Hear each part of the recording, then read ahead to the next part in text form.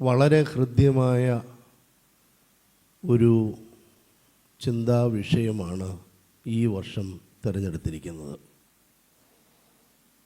നിന്റെ ആലയത്തിൽ വസിക്കുന്നവർ ഭാഗ്യവാന്മാർ.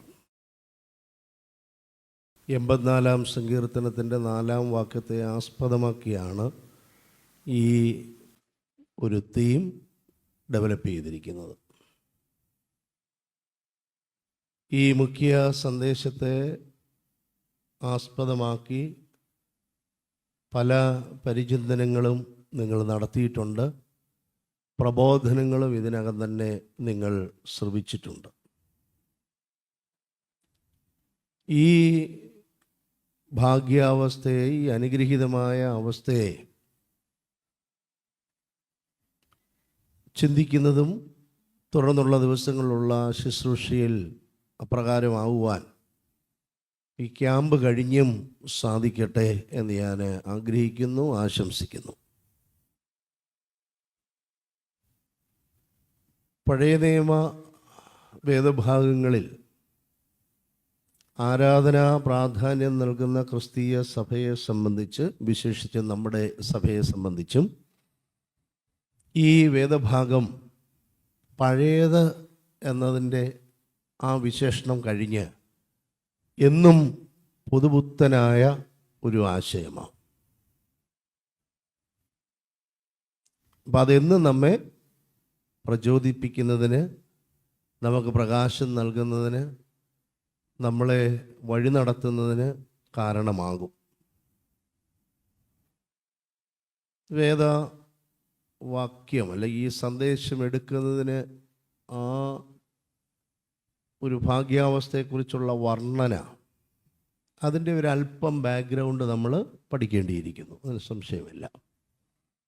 ഇത് പഴയ നിയമത്തിലെ സങ്കീർത്തനമെന്ന പുസ്തകത്തിൻ്റെ ആ സമുച്ചയത്തിലെ 84-ാം സങ്കീർത്തനത്തിൻ്റെ 4-ാം വാക്യത്തെ ആസ്പദമാക്കി എടുത്തിരിക്കുന്ന ഒരു തീമാകയാൽ ആ തീമിനോടനുബന്ധമായ ചില കാര്യങ്ങൾ, ഏറ്റവും ആവശ്യമായത്, നമുക്ക് ഇന്നും എന്നും വെളിച്ചം നൽകുന്നതാകും. അപ്പം അതിലാണ് നമ്മുടെ ആദ്യത്തെ ഒരു ശ്രദ്ധ. 84-ാം സങ്കീർത്തനം എടുത്ത് കാണുമല്ലോ എല്ലാവരും. ഇതിനോടകം തന്നെ പല ആവർത്തി നിങ്ങൾ വായിച്ചിട്ടുണ്ട്. അത് ഒന്നെടുക്കാം.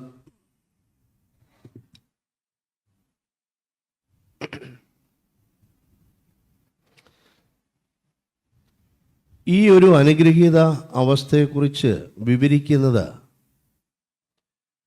കോരഹ് പുത്രന്മാരുടെ സങ്കീർത്തനങ്ങളിലാണ്. കോരഹ് പുത്രന്മാരുടെ സങ്കീർത്തനങ്ങൾ. ഈ നോട്ട് എഴുതണം. അച്ഛൻ പറഞ്ഞ പോലെ നോട്ട് നോക്കുന്നു എന്നുള്ളതിനേക്കാൾ കൃത്യമായ രീതിയിൽ എൻ്റെ മുഖത്ത് നോക്കണം, ഇത് ശ്രദ്ധിക്കുകയും ചെയ്യണം. ഓട്ടോമാറ്റിക്കലി നോട്ട് എഴുതുകയും വേണം. നോട്ട് എഴുതി പഠിക്കുന്ന ഒരു സാഹചര്യം സെക്കുലർ സ്കൂളിലും കോളേജിലും ഇന്നില്ല എന്ന് അതിലൊക്കെ ഉൾപ്പെട്ട നേതൃത്വം വഹിക്കുന്ന ഒരു തിരുമേനി എന്നുള്ള നിലയിൽ എനിക്ക് അറിയാം. തലമുതിർന്നവരായ ആളുകൾ പുറകിലല്ല ഇരിക്കുന്നത്, അവരേറ്റവും മുമ്പിലാണ് രണ്ട് വശത്തും വന്നിരിക്കുന്നത് എന്നുള്ളത് തന്നെ ശ്രദ്ധേയമായ കാര്യമാണ്. ഏറ്റവും ചെറിയ കുഞ്ഞുങ്ങളെ കർത്താവ് പറഞ്ഞതുപോലെ ഏറ്റവും പുറകിൽ പോയിരിക്കണം. ക്ഷണിച്ചവർ വന്ന് നിങ്ങളെ പ്രൊമോട്ട് ചെയ്ത് മുമ്പോട്ട് കൊണ്ടുവരുമെന്ന് പറഞ്ഞ പോലെ കുറച്ച് പേരെ പ്രൊമോട്ട് ചെയ്ത് ഇപ്പോൾ മുമ്പിൽ കൊണ്ടുവന്നിട്ടുണ്ട്. അപ്പം ഞങ്ങളൊക്കെ ഇത് വീട്ടിലിങ്ങനെ വായിച്ച് ആ ശബ്ദം പുറത്തോട്ട് കേൾപ്പിച്ച് അതിലെ തെറ്റുകൾ മാതാപിതാക്കൾ വിദ്യാഭ്യാസമുള്ളവരായാലും അല്ലെങ്കിലും തിരുത്തിച്ച് അങ്ങനെ വന്നിട്ടുള്ളവരാ. ഇപ്പോൾ അങ്ങനെ ഉച്ചരിച്ച് ഏതെങ്കിലും ഭാഷ, ഹിന്ദിയോ ഇംഗ്ലീഷോ മലയാളമോ ഉച്ചരിച്ച് വായിക്കുകയില്ല. അതുകൊണ്ട് തന്നെ നോട്ട് എഴുതുകയില്ല. കാരണം പരീക്ഷയ്ക്ക് മുമ്പുള്ള ഏതാനും ദിവസത്തെ പ്രിപ്പറേഷൻ അനുസരിച്ച് ഈ അറിവുകൾ, ഈ മെറ്റീരിയൽ എല്ലാ ഭാഗത്തും നമുക്ക് കിട്ടും. മറ്റൊരാൾ കഷ്ടപ്പെട്ട് കിട്ടും, വലിയ വിക്കിപീഡിയയിൽ നിന്ന് കിട്ടും, നെറ്റിൽ നിന്ന് കിട്ടും. അതെല്ലാം കൂടെ ആ ഒരു 3-4 ദിവസം കഷ്ടപ്പെട്ട് സംഘടിപ്പിച്ചാൽ മതി. പരീക്ഷ എന്ന് പറയുന്ന കടമ്പ കടക്കും. അവർ സ്ലീഹ വായിക്കുമ്പോഴാണ് അതൊന്നും ഞാൻ അഭിനയിച്ച് കാണിക്കുന്നില്ല, എൻ്റെ ഒരു തീം ഇന്നത്തെ അതല്ല. എഴുതിയ ഹായ് ബാർക്കോ ആരാണ്ടർക്കൊക്കെ എഴുതിയെന്ന് പറയപ്പെടുന്നത് പോലെ പറഞ്ഞു പോവാം അല്ലേ. പരിശുദ്ധനായ പൗലോസ് ശ്ലീഹ കൊരിന്ത്യർക്ക് എഴുതിയ ലേഖനത്തിൽ നിന്നും ഇത്രയൊക്കെ ക്ലിയർ ആകുന്നുണ്ടോ? ഇത്രയും ക്ലിയറായിട്ടാണോ വായിക്കുന്നത്? എത്ര പള്ളികൾ അങ്ങനെ ക്ലിയറായിട്ട് വായിക്കുന്നത്? അപൂർവമാണ്. അപ്പം അതുകൊണ്ട് നമുക്ക് തിരിച്ചിതിലേക്ക് തന്നെ വരാം. കോരഹപുത്രന്മാരുടെ സങ്കീർത്തനങ്ങൾ എന്നുള്ളത് 2 ഭാഗങ്ങളിലുണ്ട്. ഒന്നാമത്തെ ഒരു ഭാഗം 42 മുതൽ 49 വരെയുള്ള സങ്കീർത്തനങ്ങളാണ്.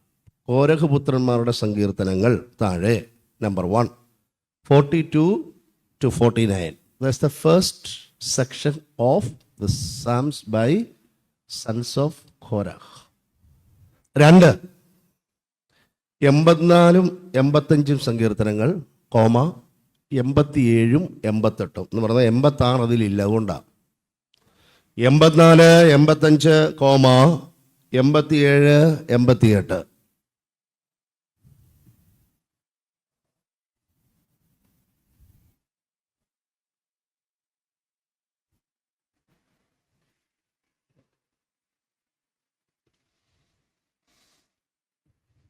ഇതൊരു വലിയ ഭാഗ്യാവസ്ഥ പറഞ്ഞും ഒരു മനുഷ്യൻ്റെ വലിയ ആഗ്രഹം പ്രകടിപ്പിച്ചുമാണ് ഇത് പോകുന്നത്.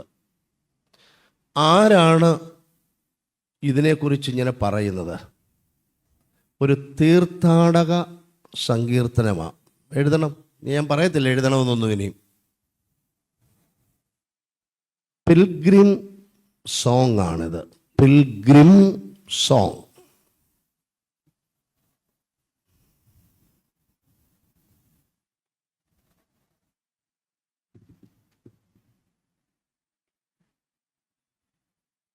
എൻ്റെ ഭദ്രാസനം സുൽത്താൻ ബത്തേരിയ.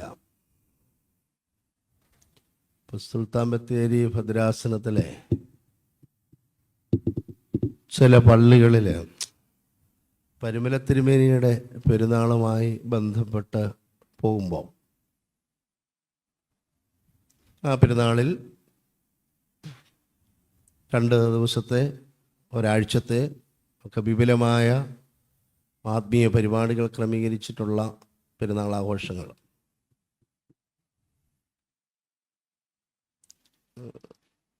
ഈ പരിമല പള്ളിയെക്കുറിച്ചും പരിമല തിരുമേനിയെക്കുറിച്ചും സംസാരിക്കുമ്പോൾ പ്രസംഗത്തിൽ ഞാൻ ചോദിക്കും, പരിമല പള്ളിയിൽ പോയിട്ടില്ലാത്തവർ അപ്പം നല്ലൊരു ശതമാനം കൊച്ചു കുഞ്ഞുങ്ങളൊക്കെ കൈവെക്കും. മാവേലിക്കര, നിരണം, ചെങ്ങന്നൂർ, കോട്ടയം ഭാഗത്തു നിന്നുള്ളവർ മാതാപിതാക്കളോട് ചേർന്നോ അല്ലെങ്കിൽ തന്നെ മമ്മി പപ്പ ഞാൻ പരിമല വരെ ഒന്ന് പോയിട്ട് വരട്ടെ പരീക്ഷയ്ക്ക് മുമ്പ് എന്ന് പറഞ്ഞ് പരിമലപ്പള്ളിയിൽ വന്ന് പ്രാർത്ഥിച്ചിട്ട് പോകുന്ന പോലെ സുൽത്താൻ ബത്തേരി ഭാഗത്തിൻ്റെ കണ്ണൂർ മേഖലയിൽ നിന്ന് കാസർഗോഡ് ഉള്ളിടത്ത് അവിടെ നിന്ന് കേരളത്തിൽ തന്നെയാണെങ്കിലും വന്നു പോകാൻ സാധിക്കുമോ? അതിനുള്ള പണം വേണം, സാഹചര്യം വേണം, ആ അല്ലേ? അപ്പോൾ നമ്മളെ സംബന്ധിച്ച് എല്ലാ ആഴ്ചയിലും ഇതുവഴി പോകുമ്പോൾ പരിമലപ്പള്ളി വന്ന് പ്രാർത്ഥിച്ച് എണ്ണയെടുത്ത് നെറ്റിക്ക് പിന്നെ കുരിശ് വരച്ച് പ്രാർത്ഥിച്ചിട്ട് പോകുന്നത് പോലെ ആ കുഞ്ഞുങ്ങൾ അവിടെയുള്ള ഒരാൾ ആഗ്രഹിച്ചാൽ പോലും പ്രായോഗികമായത് നടക്കത്തില്ല. ഒരു പ്രാവശ്യം കുടുംബസമേതം വന്ന് പോകുന്നതിന് നല്ല ഒരു തുകയാകും. എന്താ? നല്ല ഒരു തുക. അവർ വരുമ്പോൾ ധാരാളം വഴിപാടുകൾ അർപ്പിക്കും. അപ്പോൾ ഏതാനും വർഷങ്ങൾ അവരുടെ കാർഷിക വിഭവത്തിൽ നിന്ന് കിട്ടുന്നതിൻ്റെ മിച്ചം മാറ്റിവെച്ച് പ്രാർത്ഥനയോടും ഒരുക്കത്തോടും കൂടെ അവർക്ക് പരിമലപ്പള്ളിയിൽ വരുന്ന വഴിക്ക് നിരണത്ത് പള്ളിയിലും പുതുപ്പള്ളി പള്ളിയിലും ഒക്കെ കയറിയിട്ട് പോകുമ്പോൾ നല്ല ഒരു തുക അവർക്കാകും. ഇതുപോലെ യെരൂശലേമിൽ സ്ഥാപിച്ചിട്ടുള്ള ലോകത്തിലെ എല്ലാ ആരാധന ആലയങ്ങളെക്കാൾ കൂടുതൽ സുന്ദരമായ പ്രൗഢമായ ഒരു സമുച്ചയമാണ്, ആലയമാണ് യെരൂശലേം ദേവാലയം. അതുല്യമാണ്. അതിന് പകരം വയ്ക്കാൻ മറ്റൊന്നില്ല.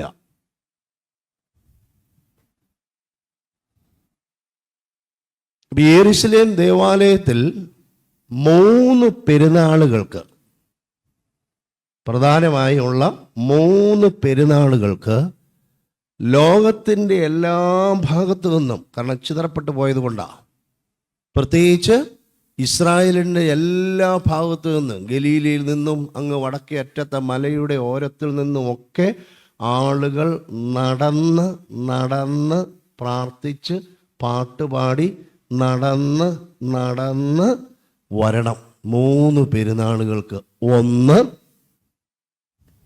3 പെരുന്നാളുകളാ. 1 കൂടാരപ്പെരുന്നാൾ,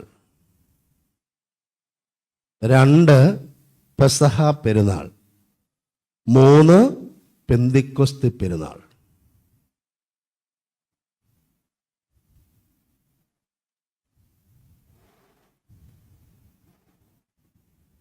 പ്രായോഗികമായി അവർ പറയും, ഈ വർഷത്തിൽ ഈ 3 പെരുന്നാളുകൾ ഒരെണ്ണത്തിലെങ്കിലും പോയി പങ്കെടുക്കും. അവരെ അങ്ങനെ പരിശീലിപ്പിച്ചിരിക്കുന്നത്. അവരുടെ അതിൻ്റെ പ്രാധാന്യം, അതിൻ്റെ സന്തോഷം ഓരോ ഇസ്രായേൽക്കാരനും കൊച്ചിലെ തന്നെ ബോധ്യപ്പെടുത്തി വളർത്തിയെടുക്കുന്നത് കൊണ്ട് ഈ 3-ൽ ഒരെണ്ണത്തിലെങ്കിലും അവർ പങ്കെടുക്കും. ഇവിടെ വിവക്ഷിക്കുന്നത് കൂടാരപ്പെരുന്നാളിൻ്റെ പശ്ചാത്തലമാണ്.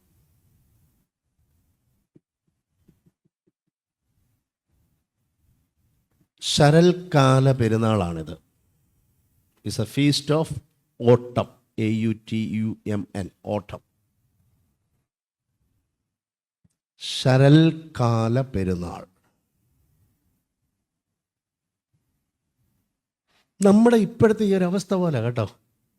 അതായത് സമ്മർ വെക്കേഷൻ എന്ന് പറയുന്നത് പോലെ തന്നെ നമ്മൾ പുറമോട്ടൊക്കെ ഒന്ന് നോക്കുമോ, പുറത്തോട്ട് നോക്കുവാണെങ്കിലും അറിയാം, കൊയ്ത്തും മെതിയെല്ലാം കഴിഞ്ഞ് പാടങ്ങളും അതുപോലെ തന്നെയുള്ള മറ്റ് വിരിപ്പ് നിലങ്ങളുമെല്ലാം ഇങ്ങനെ വെന്ത് ഉരുകി കിടക്കുക. ശ്രദ്ധിച്ച് കേൾക്കണം, നോട്ട് എഴുതുകയും വേണം. മുന്തിരിയുടെ കൃഷിയുടെ ആദായം കഴിഞ്ഞു, ഒലിവിൻ്റെ ആദായം കഴിഞ്ഞു, ഗോതമ്പിൻ്റെ ആദായം കഴിഞ്ഞ്, ഇങ്ങനെ സമ്മർ വെക്കേഷൻ കഴിഞ്ഞ് അതിൻ്റെ ഫലമെല്ലാം എടുത്ത് പ്രോസസ്സ് ചെയ്ത്, ഗോതമ്പാണെങ്കിൽ അത് പ്രോസസ്സ് ചെയ്ത് ഉപയോഗിക്കാൻ എല്ലാ പരുവത്തിലേക്ക് നീക്കി, ഒലിവാണെങ്കിൽ അത് കാച്ചി അതിൽ നിന്ന് എണ്ണയെടുത്ത്, കുറച്ച് എണ്ണ എടുക്കത്തുള്ളൂ, ബാക്കി എന്തിനായിരിക്കും? നമ്മുടെ നാട്ടിലെ മാങ്ങ കുറച്ച് മാത്രമേ അത് പഴിപ്പിച്ച് ഉപയോഗിക്കത്തുള്ളൂ, ബാക്കി എന്തിനൊക്കെ ഉപയോഗിക്കും? പറഞ്ഞേ. ആരാധന ഹൃദ്യമാകണമെങ്കിൽ എത്ര വലിയ തിയോളജി ഞാനിവിടെ പറഞ്ഞാലും ആര് പറഞ്ഞാലും ആരാധനയ്ക്ക് ജീവിതവുമായി ഒരു ബന്ധം ഉണ്ടാകണം. ഈ കുഞ്ഞുങ്ങൾ ഇവിടെ നിന്ന് ഉറങ്ങുന്നു കിടക്കുന്നു എന്ന് പറഞ്ഞ് അവരുടെ ജീവിതവുമായിട്ട് ബന്ധപ്പെടുത്തണം. എഴുതാൻ അറിയാൻ വയ്യത്തില്ല, വായിക്കാൻ അറിയത്തില്ല, ചില ആളുകൾക്ക് ഇതൊന്നും കിട്ടുന്നില്ല. കൊച്ചു കുഞ്ഞുങ്ങളെ താല്പര്യം അനുസരിച്ച് വരുക. അപ്പം ബോറാകുമ്പോൾ അവനറിയാതെ ഈ രാവിലെ ഫാനിൻ്റെ കാറ്റ് കൊള്ളുമ്പോൾ ഉറങ്ങി പോകുന്നതാണ് അല്ലേ?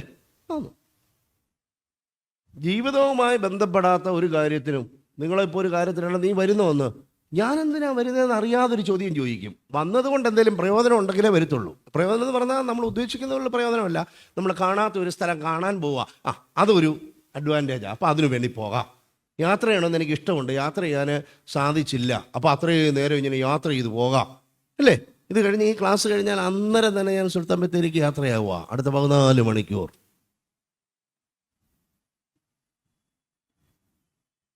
അപ്പോൾ നമുക്ക് കുറച്ച് മാങ്ങ എന്തോന്ന് ഉപയോഗിക്കും? അച്ചാറിടാൻ. കുറച്ച് കണ്ണിമാങ്ങയാണെങ്കിൽ അച്ചാറല്ലാത്ത കണ്ണിമാങ്ങ അച്ചാർ വേറൊരു ടൈപ്പാണ്. അതെന്തുവാ? ഉപ്പിലിട്ടതുപോലെയുള്ള അച്ചാർ അല്ലേ? ഇതുപോലെ അവർക്ക് ഉപയോഗിക്കാൻ വേണ്ടി ദൈവം കൊടുത്തിരിക്കുന്ന അവിടുത്തെ മാങ്ങയുടെ പേരെന്തുവാ?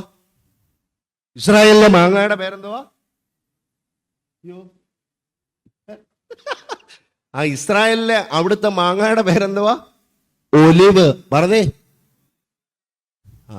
ഇവിടെ അപൂർവം ചില റെസ്റ്റോറൻറ്റിൽ പോകുമ്പം പിസ്സായോ പാസ്തായോ അങ്ങനെ കഴിക്കുമ്പോൾ അതിനകത്തിൽ ഇങ്ങനെ കറുത്തത് ഇല്ലയോ, ചിലരത് പൊളിച്ച് കളയും, കഴിക്കുന്നത് വേണ്ട. ഈ ഒലിവെന്ന് പറയുന്നത് അതിന് കുരുവുള്ളതുണ്ട്, കുരുവില്ലാത്തതുണ്ട്, പച്ച നിറത്തിലുള്ളതുണ്ട്, കറുത്ത നിറത്തിലുണ്ട്, ബ്രൗൺ നിറത്തിലുള്ളതുണ്ട്, വലിയ ബിഗർ സൈസുണ്ട്, ചെറിയ ടൈപ്പുണ്ട്, എന്തെല്ലാം തരത്തിൽ ഒലിവുണ്ട്. അത് അവരുടെ ആദായത്തിലെയും ഭക്ഷണത്തിലെയും പ്രധാനപ്പെട്ട കാര്യമാണ്. ഇവിടെ ഇരിക്കുന്ന ആളുകളൊക്കെ ദൈവത്തിൽ ആശ്രയിച്ച് നന്നായിട്ടൊക്കെ നടന്ന് പഠിക്കുകയും വികസിക്കുകയും ഒക്കെ ചെയ്താൽ ഇതൊക്കെ ഉണ്ടാകുന്ന സ്ഥലത്ത് പിന്നീട് പോകാം. ഇല്ലെങ്കിൽ ഇപ്പോൾ ഉറങ്ങുന്ന പോലെ ഉറങ്ങിപ്പോവും. അപ്പോൾ ആ കൃഷിയെല്ലാം കഴിഞ്ഞ് ആദായമൊക്കെ എടുത്ത് സന്തുഷ്ടരാകുന്ന ആളുകൾ യാത്ര തിരിക്കുക. എവിടുന്ന്? എല്ലാ സ്ഥലത്തു നിന്നും. ഇസ്രായേൽ എവിടെ? ഈ ജെറുസലേം എവിടാ നിൽക്കുന്നത്? ജെറുസലേമിലാ. ജെറുസലേം എവിടാന്ന് ചോദിച്ചാൽ എവിടാ? യെരുശലേമിലാ. യെരുശലേമിലെ അതിൻ്റെ ഒരു പ്രധാനപ്പെട്ട പ്രൗഢിയാണ് എന്ത്? യെരുശലേം ദേവാലയം. യെരുശലേം എന്ന് പറയുന്ന പട്ടണം തന്നെ തിരഞ്ഞെടുക്കപ്പെട്ട പട്ടണമാണ്. അല്പം ഉയരത്തിലുള്ള ഒരു കൊടുമുടിയേറിയ ഒരു പട്ടണമാണ്. ഒത്തിരി കൊടുമുടിയൊന്നും അല്ല, എന്നാലും താഴ്ന്ന സ്ഥലത്തു നിന്ന് ഉയരത്തിലേക്ക് വരുന്ന ഒരു പട്ടണമാണ്. അതിന് ശലോമോൻ BC ആയി ഓരോരുത്തർ അവരുടെ പ്രാപ്തി പോലെ നടന്ന് വരാൻ തുടങ്ങുക. നിങ്ങൾ പറഞ്ഞേ, ഈ നടന്നു വരുന്ന ഈ യാത്രയിൽ കുറച്ച് കഴിയുമ്പോൾ ഇവിടെ കണ്ട് എത്രയോ കുഞ്ഞുങ്ങൾ അവർ രാവിലെ ഉപ്മാവ് കടലയായിരുന്നോ? ഞാൻ ഉപ്മാവാണല്ലോ കഴിച്ചു, എന്നിട്ട് എനിക്ക് ഉറക്കമില്ലല്ലോ. അത് പോട്ടെ, നമ്മൾ അറിയാതെ തന്നെ ചിലപ്പോൾ ആയിപ്പോവും. അങ്ങനെ ആരും ഇവിടെ ഇരിക്കുന്നില്ല, ഇരുത്തത്തുമില്ല, ഞാൻ പൊക്കും. അപ്പോൾ ഈ ആളുകൾ ബോറടിക്കാതിരിക്കാൻ എന്തോ ചെയ്യണം? നിങ്ങളുടെ കയ്യിലിരിക്കുന്നവർ ഇടയ്ക്കിടയ്ക്ക് മൊബൈൽ നോക്കാനുണ്ടോ? നെറ്റ്വർക്ക് ഉണ്ടോ? വേറെ എന്തെങ്കിലും കാര്യമുണ്ടോ? നമ്മുടെ ആരാധനയ്ക്ക് ഇതൊരു ഭാഗമാണ്. ഏറ്റവും അവസാനം ഞാൻ പറയാം, ഈ ടെക്നോളജി എല്ലാം ഡെവലപ്പ് ചെയ്താലും നമ്മുടെ ആരാധന ബോറടിച്ച് പോകുന്നതിൻ്റെ കാര്യം ഈ ടെക്നോളജി ആരാധനയ്ക്കകത്ത് വരുത്താൻ പറ്റത്തുമില്ല. അപ്പം ഇതൊരു പഴയ ഒരു കാര്യം. നമ്മൾ ഇതൊഴിച്ച് ബാക്കി ചെയ്യുന്നതെല്ലാം പുതുമയുള്ള കാര്യം. അപ്പോൾ ഒരു ബോറിങ് സ്വഭാവം ഈ കുട്ടികൾക്കെല്ലാം വരും. കാരണം ഇവർ മോഡേണായ ആളുകളാണ്. പുതുമയുള്ളതിനെ നോക്കുമ്പോൾ ആ പഴയ മെഴുകുതിരി തന്നെ പിടിച്ച് പഴയ ഈ സാധനത്തെ വെച്ചുകൊണ്ട് ഇങ്ങനെ തന്നെ നിൽക്കുക അല്ലേ? അതും പിടിച്ചുകൊണ്ട് ഡാൻസ് കളിക്കാനായിട്ട് അവസരം കൊടുക്കുവാണെങ്കിൽ കൂടുതൽ പേര് കയറും. അത് നമുക്ക് അനുവാദമില്ല. അപ്പോൾ ഈ കൃഷിയുള്ള ഈ മേഖലയിലൊക്കെയുള്ള നാട്ടിൽ നിന്ന് ഈ വന്നിരിക്കുന്നതിൽ നല്ലൊരു പങ്ക് ആളുകളും കൃഷിയൊക്കെ ഉള്ളിടത്താണെങ്കിൽ നമുക്കറിയാമല്ലോ, ഈ നെല്ലും കച്ചിയും ഇതുമെല്ലാം ഇങ്ങനെ വണ്ടിയെ കയറ്റിയിട്ട് ഹോ ഹോ ഹോ ഹോ ഹേലസ ഹേലേല ഇങ്ങനെയൊക്കെ പറയുന്ന പാട്ടുകളൊക്കെ ധാരാളം കേട്ടിട്ടില്ലേ? ഈ പാട്ടുകളെല്ലാം സമൂഹത്തിൽ നിന്ന് പോയത് കൊണ്ടാണ് ഈ പാട്ട് ചെയ്യുന്നവനിപ്പം വേദി കയറുമ്പം 10,000-കണക്കിന് ആൾക്കാർ അവിടെ കൂടുന്നത്. കാരണം ഇത് 10-30 വർഷമായിട്ട് ഇത് കേൾക്കുന്നില്ല. അപ്പോൾ നമ്മുടെ രക്തത്തിലും അവിടെ ഇവിടെയൊക്കെ ഒളിച്ചു കിടക്കുന്ന ഈ നാടൻ ശീലുകളും അതിൽ നിന്നുണ്ടാകുന്ന ഒരു സംഗീതത്തിൻ്റെ ഒരു വൈബ്രേഷൻ നിന്ന് പോയത് കൊണ്ട് ഇത് വീണ്ടും തിരിച്ചു വരുക. അപ്പോൾ അത് പ്രത്യേക രീതിയിൽ അവതരിപ്പിക്കാൻ ചാരുതയുള്ളവൻ കയറുന്നിടത്ത് ആളുകൾ ചവിട്ടിത്തിരിഞ്ഞ് മനുഷ്യനെ ഇങ്ങനെ കറ്റ ചവിട്ടുന്ന പോലെ ചവിട്ടിയാലും ആളുകൾ ഇടിച്ചു കയറും, മണിക്കൂറുകൾ കാത്തിരിക്കും. നമുക്ക് തിരിച്ചതിലേക്ക് വരാം. അങ്ങനെ വരുന്ന സമയത്ത് ആളുകൾക്കൊരു ഉത്തേജനവും പ്രചോദനവും ഒരു ആവേശവും കിട്ടാൻ വേണ്ടിയിട്ടാണ് അവരെന്ത് ചെയ്യുന്നത്? സങ്കീർത്തനങ്ങൾ ഉരുവിടുക. എഴുതിക്കേ, ലോകം അതെ. ഇപ്പം നമ്മുടെ സഭാവിഭാഗത്തിൽ നിന്ന് വീട്ടിൽ വളർന്നതിന് ശേഷം വിവിധ കാരണത്താൽ മറ്റ് സഭാവിഭാഗങ്ങളിലേക്ക് പോയവരുണ്ട്. ഈ എപ്പിസ്കോപ്പൽ സഭയുടെ ആരാധന അല്ലാത്ത സഭയിലേക്ക് പോയവരുണ്ട്. പക്ഷെ എന്നാലും അടുത്ത പള്ളിയിലെ പെരുന്നാളിൻ്റെ ശബ്ദത്തിൽ കൂടെ എവിടെയെങ്കിലും ഇങ്ങനെ കർത്താവേ നിന്റെ രക്തശരീരങ്ങൾ കൈക്കൊണ്ട് അത് കേൾക്കുമ്പോൾ അവരറിയാതെ, അപ്പുറത്തേക്ക് നാളിനോട് പറഞ്ഞ വിഷയമാണ്, എന്നാലും അറിയാതെ ദൈവമേ പണ്ടത്തെ കാലം എന്ന് ഓർക്കും. അങ്ങനെ മനുഷ്യൻ്റെ മനസ്സിൽ സ്ഥിരപ്രതിഷ്ഠ നേടിയ സങ്കീർത്തനങ്ങൾ ചൊല്ലി ആരാധനയ്ക്കായിട്ട് ഇവരിങ്ങനെ വരികയാണ്. ഇവിടെ പറയുന്നൊരു കാര്യം നിങ്ങൾ ശ്രദ്ധിച്ചോ? തിരുനിവാസം എത്ര മനോഹരം! അവിടുത്തെ ആലയത്തിലേക്ക് വരുവാൻ എത്രമാത്രം ഞാൻ അഭിവാഞ്ചിക്കുന്നു.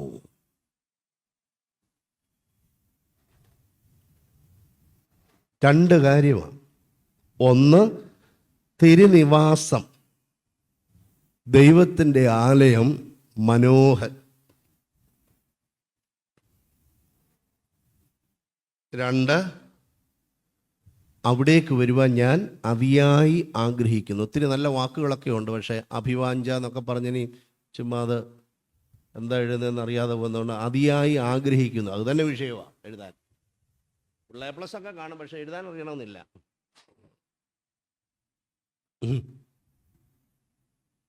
ഇറ്റ്സ് എ ലോങ്ങിങ്, ഇറ്റ്സ് എ ക്രേവിങ്. ഇംഗ്ലീഷ് അറിയാവുന്നവരൊക്കെ ഉണ്ട്. ഇല്ലെങ്കിലും ചുമ്മാ അത് എഴുതിയിട്ട് പഠിക്കാൻ ശ്രമിച്ചാലേ നമുക്ക് അടുത്ത ലെവലിലേക്ക് ഉയരാൻ പറ്റത്തുള്ളൂ. ഇറ്റ്സ് എ ഇൻറ്റൻസീവ് ലോങ്ങിങ്, a craving to be in the temple of God. ദൈവത്തിൻ്റെ ആലയത്തിൽ വസിക്കുവാനുള്ള, അവിടേക്ക് വരുവാനുള്ള അഭിവാഞ്ചയാണ് ഈ 84 സങ്കീർത്തനത്തിൻ്റെ 4-ാം വാക്യത്തിൽ കൂടെ വെളിവാക്കുന്നത്.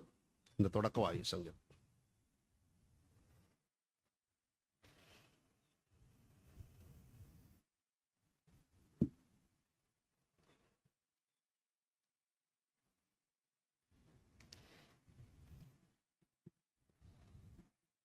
നോട്ട് ബുക്കിൽ എഴുതേണ്ട ഒരു സെൻറ്റൻസാണ്, ദേവാലയത്തിൽ ദൈവിക സംസർഗത്തിൽ, വിശുദ്ധ ദേവാലയത്തിൽ ദൈവിക സംസർഗത്തിൽ ആയിരിക്കാൻ ഈ തീർത്ഥാടകൻ, ഈ നോട്ട് എഴുതുന്ന ഞാൻ എഴുതണം. അവിടെ ഇങ്ങനെ വല്ലവൻ്റെ കാര്യം പറഞ്ഞിട്ട് നമുക്ക് തന്നെ കാര്യം.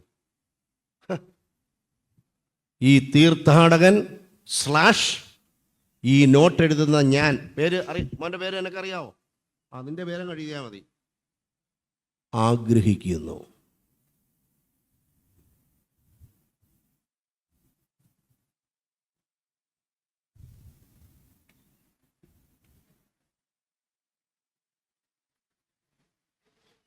ഇനിയും പറയുന്ന കാര്യം ശ്രദ്ധയോടെ കേൾക്കണം.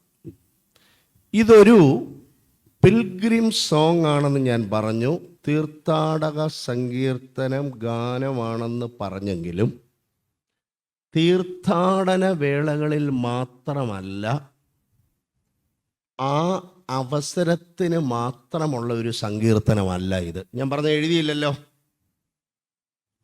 ഇതൊരു തീർത്ഥാടക സങ്കീർത്തനമെങ്കിലും ആ അവസരത്തിന് വേണ്ടി മാത്രം ഉപയോഗിക്കുന്ന സങ്കീർത്തനമല്ല. അതിൻ്റെ തീം കോൺസ്റ്റൻ്റാണ്. അതാണ് അർത്ഥം. ഇനി 1-2 ചോദ്യങ്ങൾ നിങ്ങളോട് ചോദിക്കും. എന്നേക്കാൾ പഠിത്തമുള്ള ആളുകളാണ്, എന്നേക്കാൾ പ്രായം കുറഞ്ഞ ആളുകളാണ്, നല്ല വൈബുള്ള ആളുകളാണ്. ഇങ്ങനെ ഇതിലിങ്ങനെ നോക്കിയല്ല എന്നെക്കാട്ടും. എനിക്ക് മൊബൈലിൻ്റെ ഒരു ആപ്ലിക്കേഷനും അറിയത്തില്ല. മൊത്തം എക്സ്പെർട്ട് ആയിരിക്കും അല്ലേ മൊബൈൽ അങ്ങോട്ട് വന്നു കഴിഞ്ഞാൽ. യെസ്. ഈ തീർത്ഥാടനം എന്ന് പറയുന്ന വാക്കിൻ്റെ അർത്ഥം എന്തുവാ? അതുകൂടെ നമ്മൾ പഠിക്കണം. തീർത്ഥാടനം. അപ്പോൾ എഴുതിക്കോ, തീർത്ഥം. ഇത്തമല്ല, തീർത്ഥം. താ എഴുതി വള്ളിയിട്ട് ഇട്ടിട്ട് തായും ധായും കൂടെ ചേർത്തിട്ട് ഒരു വിസർഗം. തീർത്ഥം സമം തരണം. തരണം, ഇങ്ങോട്ട് തരണമെന്നല്ല, തരണം ചെയ്യിക്കുന്നത്. എഴുതിക്കേ, തരണം ചെയ്യിക്കുന്നത്, കടന്നു പോകാൻ സഹായിക്കുന്നത്. ഗൂഗിൾ മാപ്പ് ഇട്ട് പോയി കണ്ടിട്ടില്ലേ? ഗൂഗിൾ മാപ്പ് ഇട്ട് പോയി നാളെ ഒരു ലോറിക്കാരൻ കൊണ്ട് ചേറ്റുകുഴിക്കകത്ത് കയറ്റിട്ട് ഇനി എങ്ങോട്ടും പോകാൻ പറ്റാതെ കൊണ്ട് നിൽക്കുക. നിങ്ങളാരും കണ്ടില്ലേ ആ വീഡിയോ? കണ്ടിട്ടില്ല? അയ്യോ, എന്തൊരു പാവങ്ങള്. മൊബൈൽ എന്ന് പറയുന്ന സാധനം കണ്ടിട്ടുണ്ടോ? അത് ഏറ്റവും കൂടുതൽ നമ്മൾ സമൂഹത്തിൽ നിന്ന് മാറി നിൽക്കുന്നതുകൊണ്ട് കുറച്ച് സമയമുള്ളിൽ ഏറ്റവും കൂടുതൽ അത് ഉപയോഗിക്കുന്ന ഏത് സ്ഥലത്തായിരിക്കും? എൻ്റെ വായിൽ നിന്ന് കേൾക്കണ്ട. കാരണം അതിൻ്റെ ഉപയോഗമൊക്കെ വരുന്നതിന് മുമ്പ് ഞാൻ ഈ പദവിയിലോട്ട് വന്നുകൊണ്ട് അത് ഞാൻ അഭിമുഖീകരിക്കേണ്ട വന്നിട്ടില്ല.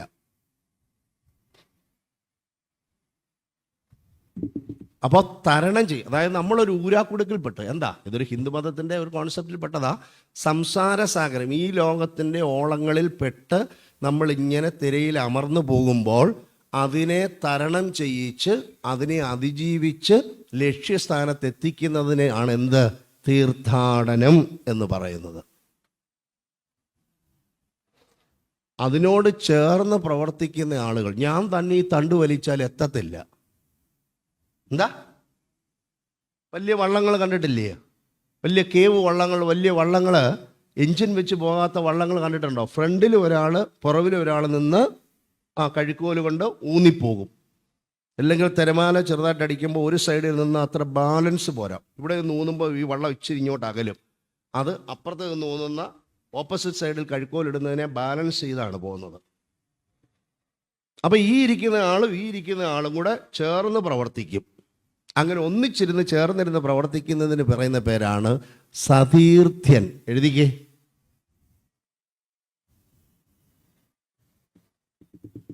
ആ സതീർത്ഥ്യൻ എന്നുള്ളതിൻ്റെ സിമ്പിൾ മലയാളം എന്തുവാ? ആരാണ് പറഞ്ഞല്ലോ? കൂട്ടുകാരൻ. എന്താ കൂട്ടുകാരൻ? ഫ്രണ്ട്, ബാക്ക്, എഴുത്. സതീർത്ഥ്യൻ അല്ലേ? അപ്പം ആ വഴിക്കൂടെയുള്ള അന്വേഷണം അതൊക്കെ വേറെ, നമ്മുടെ സബ്ബായിരുന്നു, അതങ്ങ് പോട്ടെ. അപ്പം ഇത് even though this is a pilgrim song, it has a constant theme beyond pilgrimage. ആ അവസരത്തിൽ മാത്രം ഉപയോഗിക്കുന്നതല്ല. അപ്പം അതുകൊണ്ട് ഒരു സെൻറ്റൻസ് ഇംഗ്ലീഷിൽ എൻ്റെ ഒരു റിക്വസ്റ്റായിട്ടൊന്ന് എഴുതിക്കേ, ഒന്ന് എഴുതണം.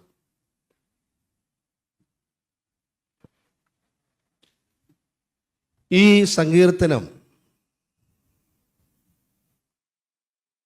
കോമ, ഈ സങ്കീർത്തനം comma, inverted comma, a timeless കാലാതീതമായ expression of, a timeless expression of the ultimate satisfaction of pilgrimage, comma, and the pilgrimage of worship. ഞാൻ വളരെ ഒരു 30% കുട്ടികൾ എഴുതി കാണുമെന്ന് ഞാൻ വിശ്വസിക്കുന്നു. ശ്രദ്ധിച്ചേ, ഈ സങ്കീർത്തനം comma, inverted comma starts A timeless expression of the ultimate satisfaction of pilgrimage, comma, and the pilgrimage of worship, inverter comma close. അകത്ത് ഫുൾ സ്റ്റോപ്പും ഇൻവേർട്ടർ കോമ ക്ലോസ്. അതായത് കാലാതീതമായ ഒരു സന്തുഷ്ടമായ തീർത്ഥാടനത്തിനും ആരാധന എന്ന തീർത്ഥാടനത്തിനും അങ്ങനെ ഒരു തീമുണ്ട്. എന്താ? അയ്യോ, നിങ്ങൾ അങ്ങോട്ടും ഇങ്ങോട്ടും നോക്കരുത്, അതൊക്കെ അലക്ഷ്യമാണ്.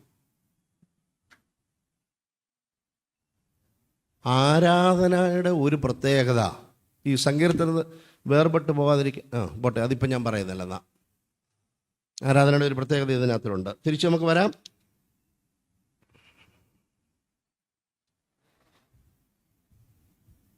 ഇതിനകത്ത് ഈ സങ്കീർത്തനത്തിന് ഈ 44 വരുന്നതിൻ്റെ തൊട്ട് മുമ്പ് 4 തന്നെ നോക്കിയേ. കുരുവി ഒരു കൂടും, മീവൽ പക്ഷി കുഞ്ഞുങ്ങൾക്കൊരു വീടും നിന്റെ യാഗപീഠത്തിൽ കണ്ടെത്തുന്നു. ഇടപെടാതെ നിന്നെ അവർ സ്തുതിച്ചുകൊണ്ട് അവിടുത്തെ ആലയത്തിൽ വസിക്കുന്നു.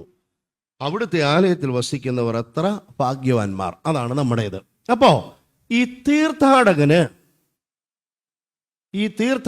നോട്ടിലെഴുതിക്കേ, ഈ തീർത്ഥാടകന് ഒരു കാര്യത്തിൽ അസൂയ. നോട്ടിലെഴുതരുത്. ഈ തീർത്ഥാടകന് ഒരു കാര്യത്തിൽ അസൂയ. എന്താണ് അസൂയയുടെ കാര്യം?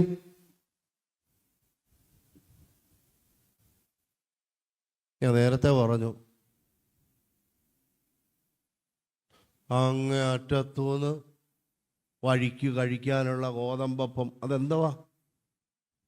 നമ്മളിവിടെ കാണുന്ന ഈ തവാ റൊട്ടിയും ബട്ടർ പുരട്ടിയ റൊട്ടിയും നമ്മൾ ഉണ്ടാക്കുന്ന ചപ്പാത്തിയും ഒന്നുമല്ല. ഇസ്രായേൽക്കാരായ ആളുകൾ യാത്രയ്ക്ക് പോകുമ്പോഴും ആട്ടിടയന്മാർ കൊണ്ടുപോകുന്ന അപ്പം നമ്മളൊരൊറ്റ വാക്യത്തിൽ അപ്പം എന്ന് അങ്ങ് കയറി പറയുക അല്ലേ? ഞാൻ ഈ വടക്കോട്ടൊക്കെ യാത്ര ചെയ്യുമ്പം ഇന്നിപ്പോൾ പോകുന്നുണ്ടോ, നാളെ ഉച്ചയ്ക്ക് കഴിക്കുന്നത് റോഡ് സൈഡിൽ എവിടെയെങ്കിലും വീട്ടിലൂണ് പോലുള്ളിടത്ത് നിർത്തി കഴിച്ചായി പോകുന്നത്, എല്ലാവരിടത്തൊന്നും അല്ല. അപ്പോൾ ഈ മധ്യ തിരുവിതാംകൂറിൽ ഞാൻ വിചാരിക്കുന്ന സാമ്പാറല്ല അവിടുത്തെ സാമ്പാർ.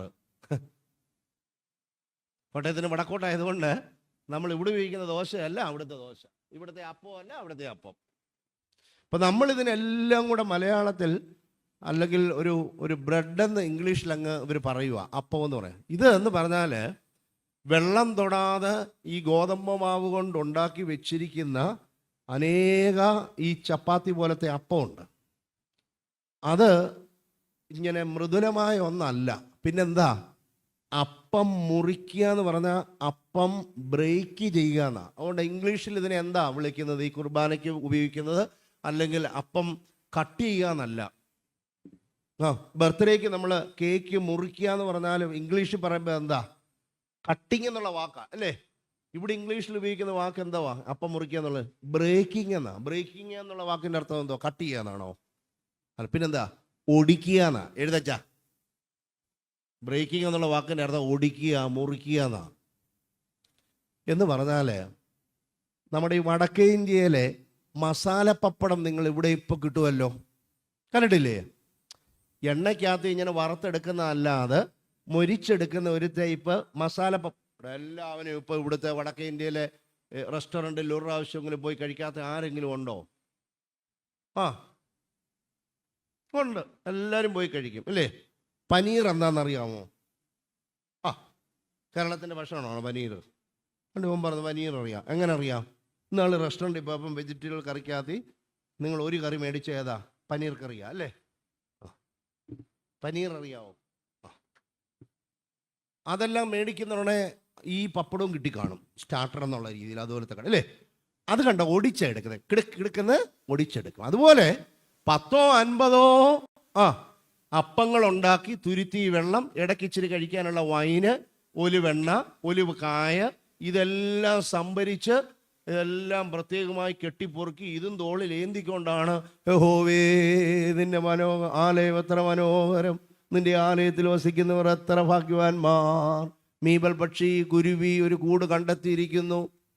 ഞങ്ങൾക്കാണെങ്കിൽ ഇത്രയും കിലോമീറ്റർ നടക്കണം, വിയർക്കണം, വിശ്രമിക്കണം, ഇത്രയും കാര്യങ്ങൾ ചെയ്യണം. കുരുവിക്കാണെങ്കിൽ ഞങ്ങൾ നോക്കിക്കൊണ്ടിരിക്കുന്നതിനിടയിൽ ഇടയ്ക്ക് വന്ന് കയറുന്നു, ചികിത്സിച്ചാന്ന് പാട്ട് പാടുന്നു, നിന്നെ സ്തുതിക്കുന്നു, തിരിച്ച് വീണ്ടും പറന്നു പോകുന്നു, വീണ്ടും വരുന്നു.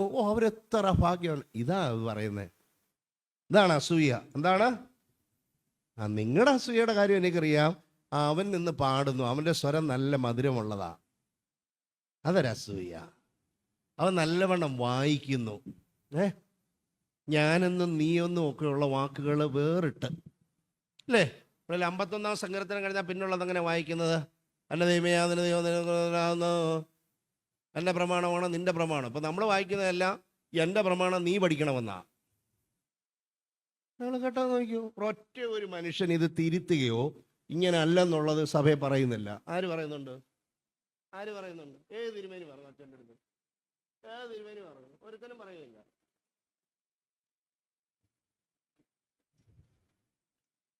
എൻ്റെ പ്രമാണമാണോ നിൻ്റെ പ്രമാണമാണോ, എൻ്റെ ആത്മാവാണോ നിൻ്റെ ആത്മാവാണോ എന്നൊക്കെ ഉള്ളത് ഞാൻ നീ എന്നുള്ള വ്യത്യാസം പുസ്തകത്തിലുണ്ട്. പക്ഷെ ഉച്ചരിക്കുമ്പോഴത് ക്ലിയർ അല്ല. പോട്ടെ, അതിലേക്കൊന്നും ഞാൻ വരുന്നില്ല. ഈ വിഷയാസ്പദമായ രീതിയിലേക്ക് തന്നെ നമുക്ക് പോകാം. ലാസ്റ്റ് ഭാഗത്ത് നമ്മുടെ ആരാധനയിലേക്ക് ബന്ധപ്പെടുത്താം. അപ്പോൾ ഈ തീർത്ഥാടകൻ ഇത്രയും കഷ്ടപ്പാടുകളേറ്റ് നടന്നിവിടെ വന്ന് ഈ ആലയത്തിൽ വന്നെന്ന് പ്രാർത്ഥിച്ച്, അതുതന്നെ എത്ര നേരം നിൽക്കാൻ പറ്റും? ശ്രദ്ധിച്ചേ, ഇത്രയും ദൂരേന്ന് വന്ന ഒരാൾ, ചില ആളുകൾ ഇതങ്ങോട്ട് കഴിഞ്ഞ് കിടന്നാണ്, മോളമ്മേ പോകാം, ബാ വണ്ടി, ബാക്കിയുള്ളവരെല്ലാം വന്ന് നിങ്ങൾ ഇവിടെ നിൽക്കാം, ബാ. അപ്പോൾ ആളുകൾ വിചാരിക്കും ഇത്രയും കഷ്ടപ്പെട്ട് വന്നതല്ലേ, ഒരു 5 മിനിറ്റ് കൂടി ഇവിടെ ഇരുന്ന് പ്രാർത്ഥിക്കാം. ഇല്ലില്ല, നമുക്ക് പോകാനുള്ള സമയമായി, ഓടി വാ. പിന്നെ മനസ്സുണ്ട്. നിങ്ങൾക്കും ഇങ്ങനെയൊക്കെ തോന്നിയിട്ടില്ലേ? പുതുപ്പള്ളി പോയിട്ട് അവിടെ നിന്ന് ഇതൊക്കെ ഒന്ന് കാണാം, പരുമലപ്പള്ളിയുടെ പ്രദേശത്ത് അപ്പുറത്ത് പോകാം, അഴിപ്പരയിലോട്ട് പോകാമെന്ന് പറയുമ്പോഴത്തേക്കാണ് OVUS എൻ്റെ സാറ് വന്ന് പറഞ്ഞത്, ഹലോ ഇവിടെ പറഞ്ഞിരിക്കുന്നത് 30 മിനിറ്റ് ആയിരുന്നു, ഇപ്പം 40 മിനിറ്റ് ആയി, പെട്ടെന്ന് എല്ലാവരും വന്ന് വണ്ടി കയറി. ആയിക്കോട്ടെ. ഇവിടെ നമ്മൾ അങ്ങനെ കഷ്ടപ്പെട്ട് നോക്കുമ്പോഴാണ് കുരുവി ചിറകും പിടിച്ച് പാട്ടും പാടി യെരൂശലേം ദേവാലയത്തിൽ ദൈവത്തിൻ്റെ ആലയത്തിൻ്റെ അടുത്ത് കിടന്ന് അവർക്ക് ഇഷ്ടമുള്ള പോലെ സന്തോഷം നടത്തുന്നു, നൃത്തം നടത്തുന്നു, ആനന്ദ നൃത്തം നടത്തി പാട്ട് പാടുന്നു. നമുക്ക് പറ്റുമോ അത്? നീ എത്ര നാൾ കഴിഞ്ഞായിരിക്കും ഒന്നുകൂടെ വരുന്നത്? ആർക്കറിയാം അല്ലേ? അപ്പം അങ്ങനെ ഒരു ചെറിയ അസൂയാവഹമായ ഒരു കാര്യം കൂടെ ഇവിടെ ഉണ്ട്. നോട്ട് ചെയ്യേണ്ട കാര്യങ്ങൾ എഴുതിക്കേ. ഈ കുരുവിയുടെ വാസം, ഈ കുരുവിയുടെയും പക്ഷിയുടെയും വാസം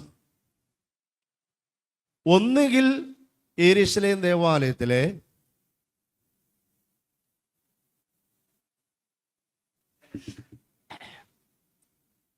ദേവാലയത്തിൻ്റെ ഉള്ളിലെ വിടവുകളിലും വിള്ളലുകളിലും ആയിരിക്കും.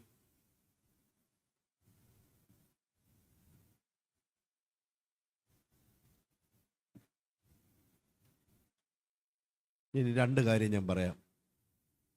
നമ്മുടെ ഈ കേരളത്തിലെ ഇന്ത്യയിലെ മറ്റ് സംസ്ഥാനങ്ങളിലെ കാലാവസ്ഥയുടെ എക്സ്ട്രീംസ് ഉണ്ട്. എന്ന് പറഞ്ഞാൽ എന്തുവാ? തണുപ്പ് കാലത്ത് അതിശൈത്യവും ചൂട് കാലത്ത്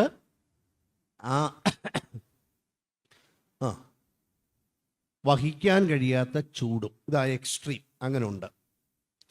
ഈ ചൂട് അങ്ങോട്ട് കൂടി വരുന്ന ഈ സമയത്ത് കണ്ടോ, ഇവിടെ ഈ ഫാൻ കണ്ടോ, ഈ ഫാനിൻ്റെ ലീഫ് അത് കിടന്ന് കറങ്ങുന്നതിൻ്റെ അവിടെ മുകളിലത്തെ പൈപ്പിൻ്റെ അത് എക്സ്പോസ് ചെയ്യാതിരിക്കാൻ ഒരു കപ്പ് വെച്ചിട്ടുണ്ട്. വേറെ ഒന്നിനും വേണ്ടിയല്ല. കണ്ടോ, മേളിലൊരു കപ്പ് വെച്ചിട്ടില്ലേ?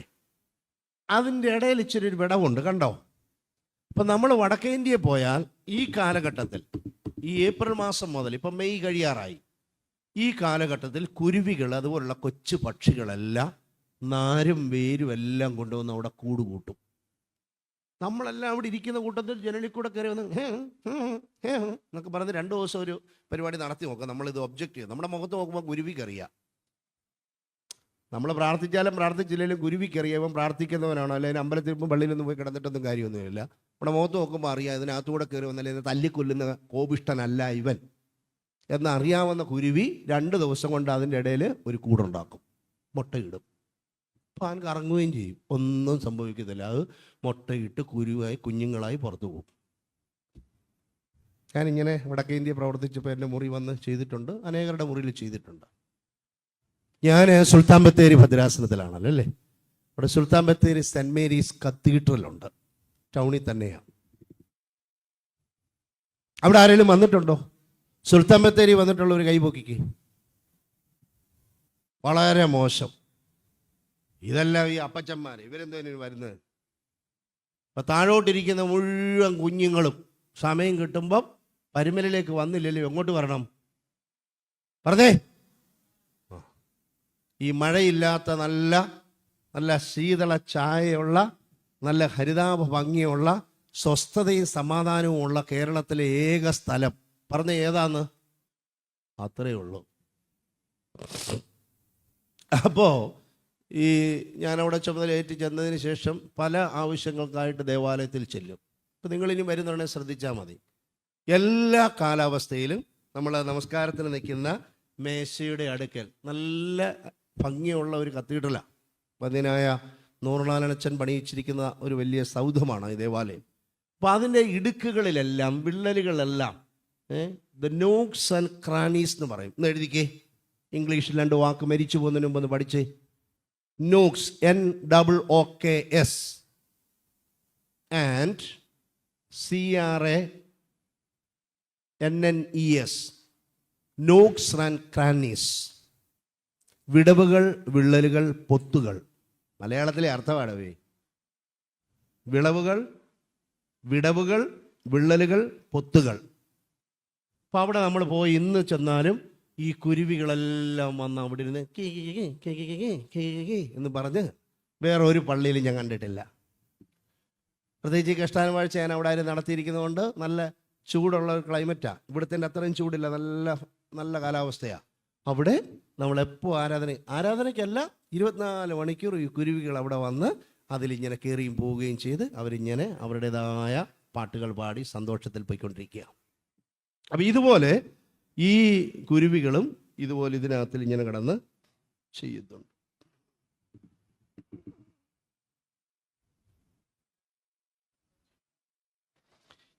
ഈ മനുഷ്യൻ്റെ ഒരു പ്രത്യേകത, നമ്മുടെ ജീവിതത്തെ നമ്മൾ മറ്റുള്ളവരുടെ ജീവിതവുമായി, നോട്ട് എഴുതാനായി പറയുന്നേ, നമ്മുടെ ജീവിതത്തെ മറ്റുള്ളവരുടെ ജീവിതവുമായി താരതമ്യം ചെയ്യും. ഇത് ഒരു മനുഷ്യ സ്വഭാവമാണ്. അടുത്തത്, ഇത് മനുഷ്യൻ്റെ ഒരു പ്രത്യേകതയാണ്. ഇത് മനുഷ്യൻ്റെ ഒരു ബലഹീനതയാണ്. പക്ഷേ there is no way to escape. എനിക്ക് കിട്ടിയതും കിട്ടാത്തതും വേറൊരുത്തന് കിട്ടിയതും കിട്ടാത്തതുമായിട്ടാണ് നമ്മൾ കമ്പയർ ചെയ്യുന്നത്. എന്താ മകനാണ് ചായ? എനിക്ക് കിട്ടിയതും കിട്ടാത്തതും വേറൊരാൾക്ക് കിട്ടിയതും കിട്ടാത്തതും തമ്മിൽ കമ്പയർ ചെയ്യും. കുറച്ച് പേര് കഴിഞ്ഞ ഒരാഴ്ചയായിട്ട് കമ്പയർ ചെയ്ത് കാണുമായിരിക്കുമല്ലോ, ഏതാണ്ട് ഒരു കാര്യം പുറത്ത് വന്നപ്പം അല്ലേ? കുറച്ച് പേർക്ക് അധികം താമസിക്കാതെ അടുത്ത റിസൾട്ട് വരുമ്പം കമ്പയർ ചെയ്യും. സത്യത്തിൽ ഇപ്പോഴും വെച്ചാൽ ഈ കമ്പാരിസൺ ഒന്നും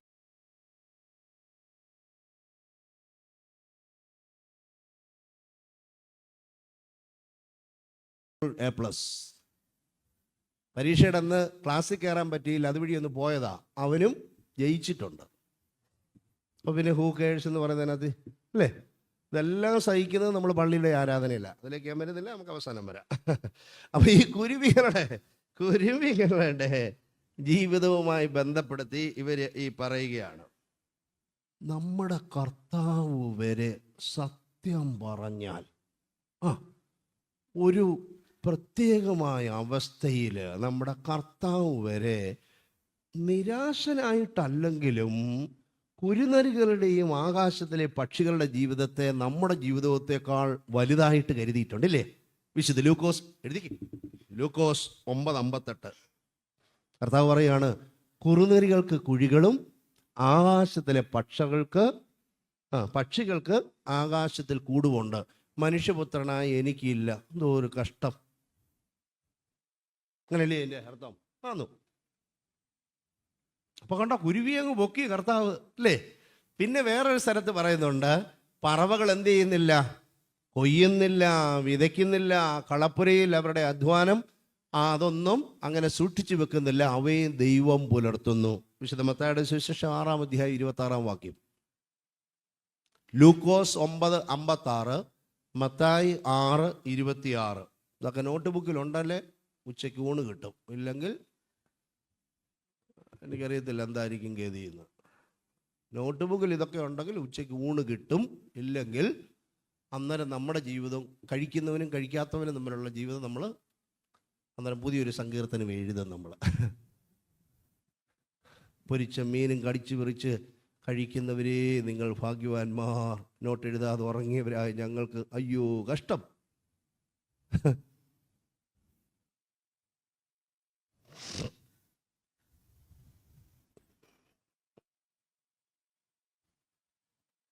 ഇനി നിങ്ങൾ പറഞ്ഞേ, ഈ തീർത്ഥാടകനായി ഇത്രയും കഷ്ടപ്പെട്ടും അവിടെ ഇടാൻ വേണ്ടി അവിടെ ദേവാലയത്തിൽ ഇടേണ്ടതായ കോയിൻ അവിടെ വെച്ച് തന്നെ മാറി. ബുദ്ധിയുള്ളവർ അങ്ങനെ ചെയ്യും. ഇവിടെ ഇടാൻ പറ്റുന്ന ഇസ്രായേൽക്കാർ അംഗീകരിച്ചിട്ടുള്ള ആ നാണയം വരെ മേടിച്ച് ഒരുങ്ങി വന്നിരിക്കുന്ന ആ ആളിനേക്കാൾ ഭാഗ്യവാനാണ് ആര്? ഈ ആളിൻ്റെ നോട്ടത്തിൽ ആര്? കുരുവികൾ. എന്താ ഈ കുരുവികൾ? രണ്ട് കാര്യം. ഒന്നുകിൽ യെരൂശലേം ദേവാലയത്തിൻ്റെ പുറത്ത് ആ ദേവാലയത്തെ ചാരി കിടക്കുന്നതായ മരങ്ങളിൽ വസിക്കുന്ന കുരുവികളാകാം. നോട്ടെഴുതിയോ? ദേവാലയ സമീപത്തുള്ള വൃക്ഷങ്ങളിൽ ചേക്കേറിയിട്ടുള്ള കുരുവികളെ കുറിച്ചാകാം പറയുന്നത്. അല്ലെങ്കിൽ ആലയത്തിനുള്ളിൽ തന്നെ അതിൻ്റെ വിടവുകളിലും വിള്ളലുകളിലും പിളർപ്പുകളിലും വസിക്കുന്ന കുരുവികളെ കുറിച്ചാകാം. എന്തു തന്നെയായിരുന്നാലും കുരുവികളുടെ ജീവിതം, അവരുടെ അവസ്ഥ ഒരു സൗഭാഗ്യ അവസ്ഥയായി കരുതുന്നു ഈ സങ്കീർത്തനക്കാരൻ.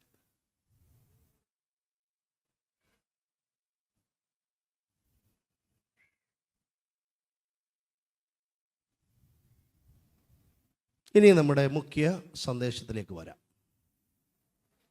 നിന്റെ ആലയത്തിൽ വസിക്കുന്നവർ എത്ര ധന്യർ. അവരെന്താ ചെയ്യുന്നത്? ഇടവിടാതെ നിന്നെ സ്തുതിക്കും. അപ്പോൾ യഹോവയുടെ ആലയത്തിൽ, നോട്ടെഴുതിക്കേ, യെരൂശലേം ദേവാലയത്തിൽ പാട്ടുകൾ പാടി യഹോവയെ സ്തുതിക്കുന്നതിന് പ്രത്യേകം നിയോഗിതരുണ്ട്. അവരുടെ പാട്ടിലെ പ്രധാനപ്പെട്ട ഒരു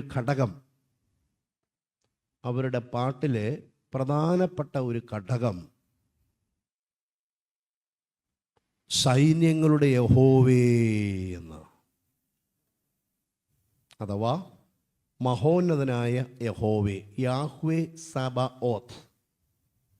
ഹീബ്രു ഭാഷയിലെ യാഹ്വേ സബഓത്ത്. അപ്പോൾ അതിലെല്ലാം കാണുന്നുണ്ട്. എന്താ?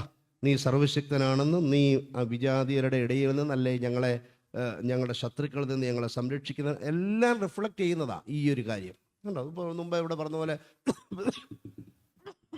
പിതാവിനും പുത്രനും പരിശുദ്ധ റൂഹായിക്കും സ്തുതി എന്ന് പറയുന്നത് ഒത്തിരി കാര്യങ്ങളെ ചാലിച്ച് ഇങ്ങനെ എടുത്ത ഒറ്റ ഒരു പ്രയോഗത്തിലൂടെ അനേക കാര്യങ്ങൾ സ്പന്ദനം ചെയ്യുന്നത് പോലെ തന്നെയാണ് ഇവിടെയും. അപ്പോൾ അവർക്ക് തുല്യമാണ് ഈ കുരുവികളുടെ പാട്ട്. ആ നിയോഗിതരായ സംഗീതക്കാരുടെ സംഗീതത്തിന് തുല്യമാണ് കുരുവികളുടെ പാട്ട്. ദേവാലയത്തിൻ്റെ, ഇങ്ങോട്ട് എഴുതണം, ദേവാലയത്തിൻ്റെ കാവൽക്കാരായി, ബ്രാക്കറ്റിൽ ഗാർഡ്സ്, GUARDS, ഗാർഡ്സ്, കാവൽക്കാരായി നിയോഗിതരാകുന്നവർ കോരഹപുത്രന്മാരായിരുന്നു.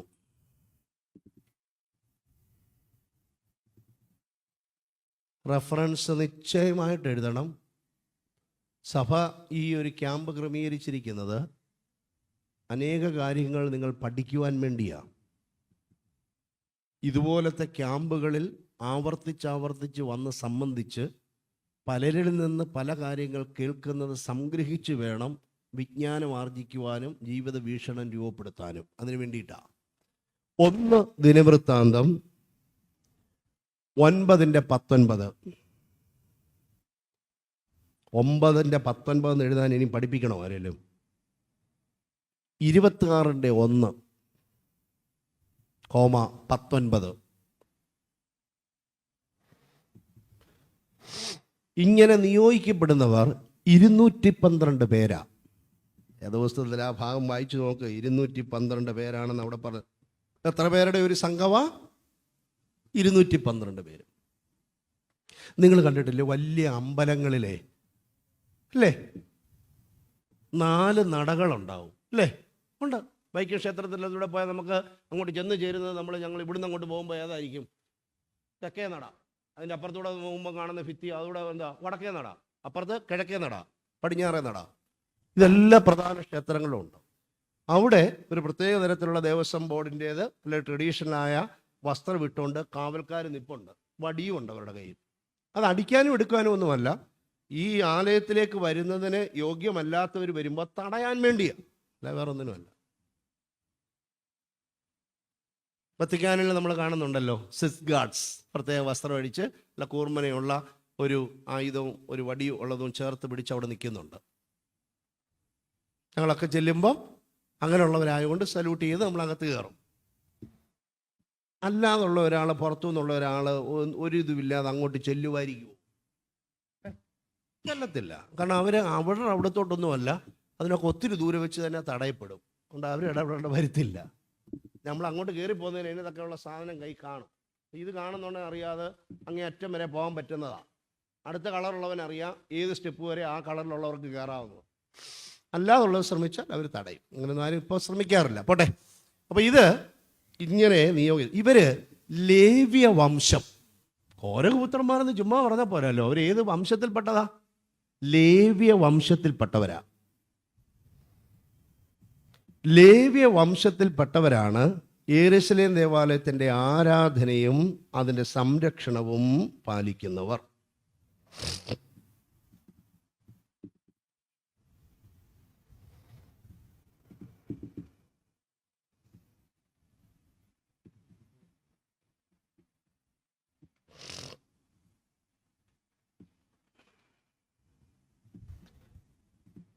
ദേവാലയത്തിൻ്റെ ആരാധനയുമായി ബന്ധപ്പെട്ട് എഴുതണം. ദേവാലയത്തിൻ്റെ ആരാധനയുമായി ബന്ധപ്പെട്ട് പുരോഹിതരും ലേവ്യരും ആലയത്തിൽ വസിക്കുന്നു. ദേവാലയത്തിൻ്റെ ആരാധനയുമായി ബന്ധപ്പെട്ട് ലേവ്യരും പുരോഹിതരും തൊട്ട് അടുത്ത എത്തിസിറ്റിയുള്ള സ്വഭാവമുള്ള രണ്ട് ലേവ്യരും പുരോഹിതരും ദേവാലയത്തിൽ വസിക്കുന്നു. അപ്പം അവരുടെ അവസ്ഥയാണ് നമ്മുടെ മുഖ്യ ചിന്താവിഷയമായി. നിന്റെ ആലയത്തിൽ വസിക്കുന്നവർ എത്ര ഭാഗ്യവാന്മാരാണ്, എത്ര അനുഗ്രഹീതരാണ്, അവരുടെ ആ ഒരു ഒരു ഒരു ഒരു ഭാഗ്യം കണ്ടോ എന്ന് പറയുന്നത് ലേവ്യരുടെയും പുരോഹിതരുടെയും അവസ്ഥയെക്കുറിച്ചാണ്. റെഫറൻസ് വെറുതെ പറഞ്ഞ പോരാ. 1 ദിനവൃത്താന്തം 23 30 32, 2 ദിനവൃത്താന്തം 29 27 28, സഭാപ്രസംഗി 47:8.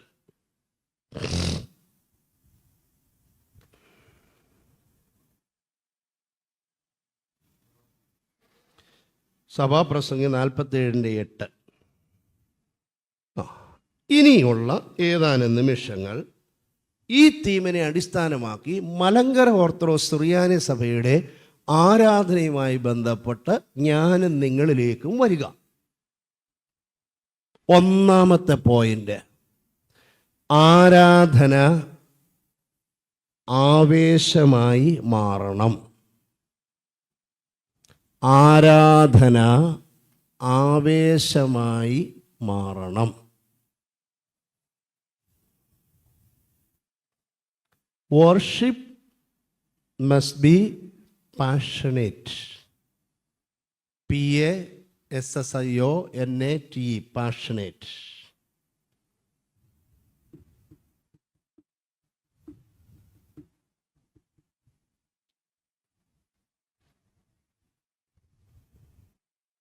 പ്രിയപ്പെട്ട എളിയ സഹോദരങ്ങളെ, ആരാധന ആവേശമായി മാറണമെങ്കിൽ അത് സ്വയമേവ, എഴുതണം ആ വാക്കുകൾ, സ്വയമേവ ചെയ്യണം. അതിന് ഇംഗ്ലീഷാണ് വോളണ്ടറിലി. ആ വോളണ്ടറിലി എന്ന് പറയുന്ന ഇംഗ്ലീഷ് വാക്ക് വരുന്നത് വോളൻറ്റെ എന്ന് പറയുന്ന ലാറ്റിൻ വാക്കിൽ നിന്നാണ്. വാക്കിൻ്റെ അർത്ഥം മനസ്സോടെ.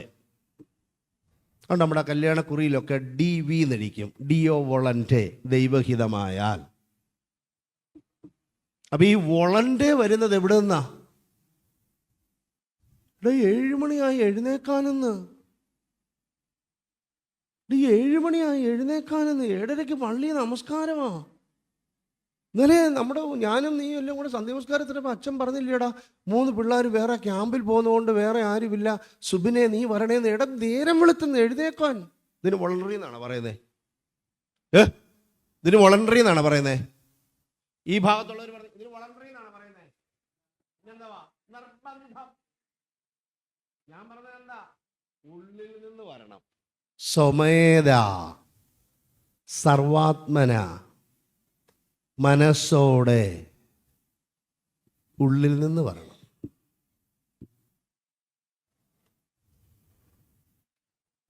അടുത്തൊരു സെന്റൻസ് എഴുതി, ഞാൻ. ഇവിടെ ഒരു പ്രയോഗമുണ്ട്, എൻ്റെ രാജാവ് എൻ്റെ ദൈവമേ എന്നൊക്കെ പറഞ്ഞിട്ട് എൻ്റെ പിന്നെ ഇത് വേർഡ്സ് 3 എൻ്റെ രാജാവും ദൈവമായി സുരക്ഷിതനായ ദൈവത്തിനെ കൂടെ. അത് പഴയ നിങ്ങളുടെ കയ്യിലിരിക്കുന്ന ബൈബിളൊന്ന് തുറന്നേ, അതിനകത്ത് നോക്കിയേ, 84:3 വായിച്ചേ. മോനെ നീ ഒന്ന് വായിച്ചാടാ, അവിടെ ഇരുന്നുകൊണ്ട് ചുമ്മാ വായിച്ചാൽ മതി.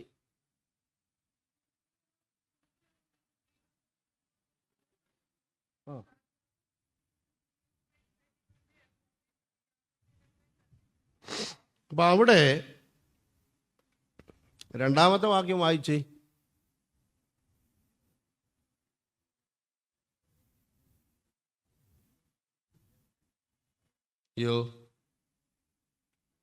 ഒറ്റ ഒരു മനുഷ്യൻ എന്തുവാ? ആ വാക്കൊന്ന് എക്സ്പ്ലനേഷൻ വേണ്ടതാ. നോട്ട് എഴുതിക്കേ. എൻ്റെ ഉള്ളം. എഴുതിക്കേ അങ്ങോട്ട്. എൻ്റെ ഉള്ളം. അപ്പോൾ ഈ എന്നെ കേൾക്കുന്ന നിങ്ങളെല്ലാം എൻ്റെ ഉള്ളമെന്ന് പറയുമ്പം പുറമേ ഒന്നും കൂടെ ഇല്ലയോ അർത്ഥം? അയ്യോ, നിങ്ങളിത് സഹകരിക്കാതെ ഇങ്ങനെ ഇരിക്കുന്നത്. ഒന്നാമത് ഇവിടുത്തെ, അതായത് നമ്മൾ ഒത്തിരി അകലെ, ഇത് നടുക്കാവുണ്ട് വെക്കണ്ട, പക്ഷെ നമുക്ക് ഇവിടുത്തെ രീതി പറ്റത്തില്ല.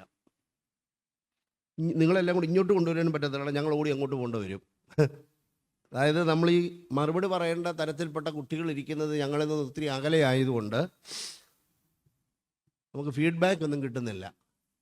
എൻ്റെ ഉള്ളം എന്ന് പറയുമ്പോൾ എൻ്റെ പുറം അതിൽ വരുന്നില്ല, ഉണ്ടോ? അപ്പോൾ ഇവിടെയാണ് ഭാഷാ പഠനങ്ങൾ നമുക്ക് വേണ്ടത്. എൻ്റെ ഉള്ളം എന്നതിന് ഉപയോഗിക്കുന്ന ഹീബ്രു പദം എഴുതിക്കേ. എൻ്റെ ഉള്ളം. അതൊക്കെ തെറ്റായ ട്രാൻസ്ലേഷനാണ്, അതൊക്കെ മാറ്റേണ്ട കാലം കഴിഞ്ഞു.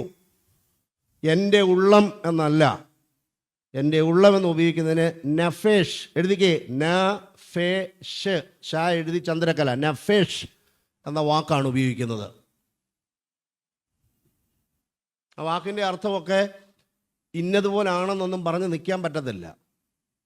കാരണം അതൊക്കെ ആർബിട്രേറ്ററിയാണ് പഠനപരമായി. പക്ഷെ നഫേഷ് എന്ന വാക്കിൻ്റെ അർത്ഥം ഉള്ളവെന്നല്ല, ഞാൻ എന്നാണ്. അപ്പം മാറിയല്ലോ വെച്ചാൽ എൻ്റെ ഉള്ളം അങ്ങോട്ട് പോകാൻ ആഗ്രഹിക്കുന്നു, എൻ്റെ പുറമേ കട്ടിലേ കിടക്കാൻ ആഗ്രഹിക്കുന്നു. പ്രായോഗികമായിട്ട് എന്താ? എഴുതിക്കേ, നോട്ടിൽ എഴുതിക്കേ. എൻ്റെ ഉള്ളം പള്ളിയിൽ പോകാൻ ആഗ്രഹിക്കുന്നു, എൻ്റെ പുറം കട്ടിലേ കിടക്കാൻ ആഗ്രഹിക്കുന്നു. എഴുതിക്കേ. പിന്നെ ചിത്രം വല്ലതും വരയ്ക്കാൻ താല്പര്യമുള്ള പിള്ളേരെ ഒന്ന് വരച്ചേ. ഉള്ളം പള്ളിയിലേക്ക് പോകാൻ ആഗ്രഹിക്കുന്നു, എൻ്റെ പുറന്തോട് കട്ടിലേ കിടക്കാൻ ആഗ്രഹിക്കുന്നു. 7 മണിക്ക് പതുപ്പൊക്കെ ഇട്ട്. മഴയായിരുന്നു, അത് നല്ല സുഖം.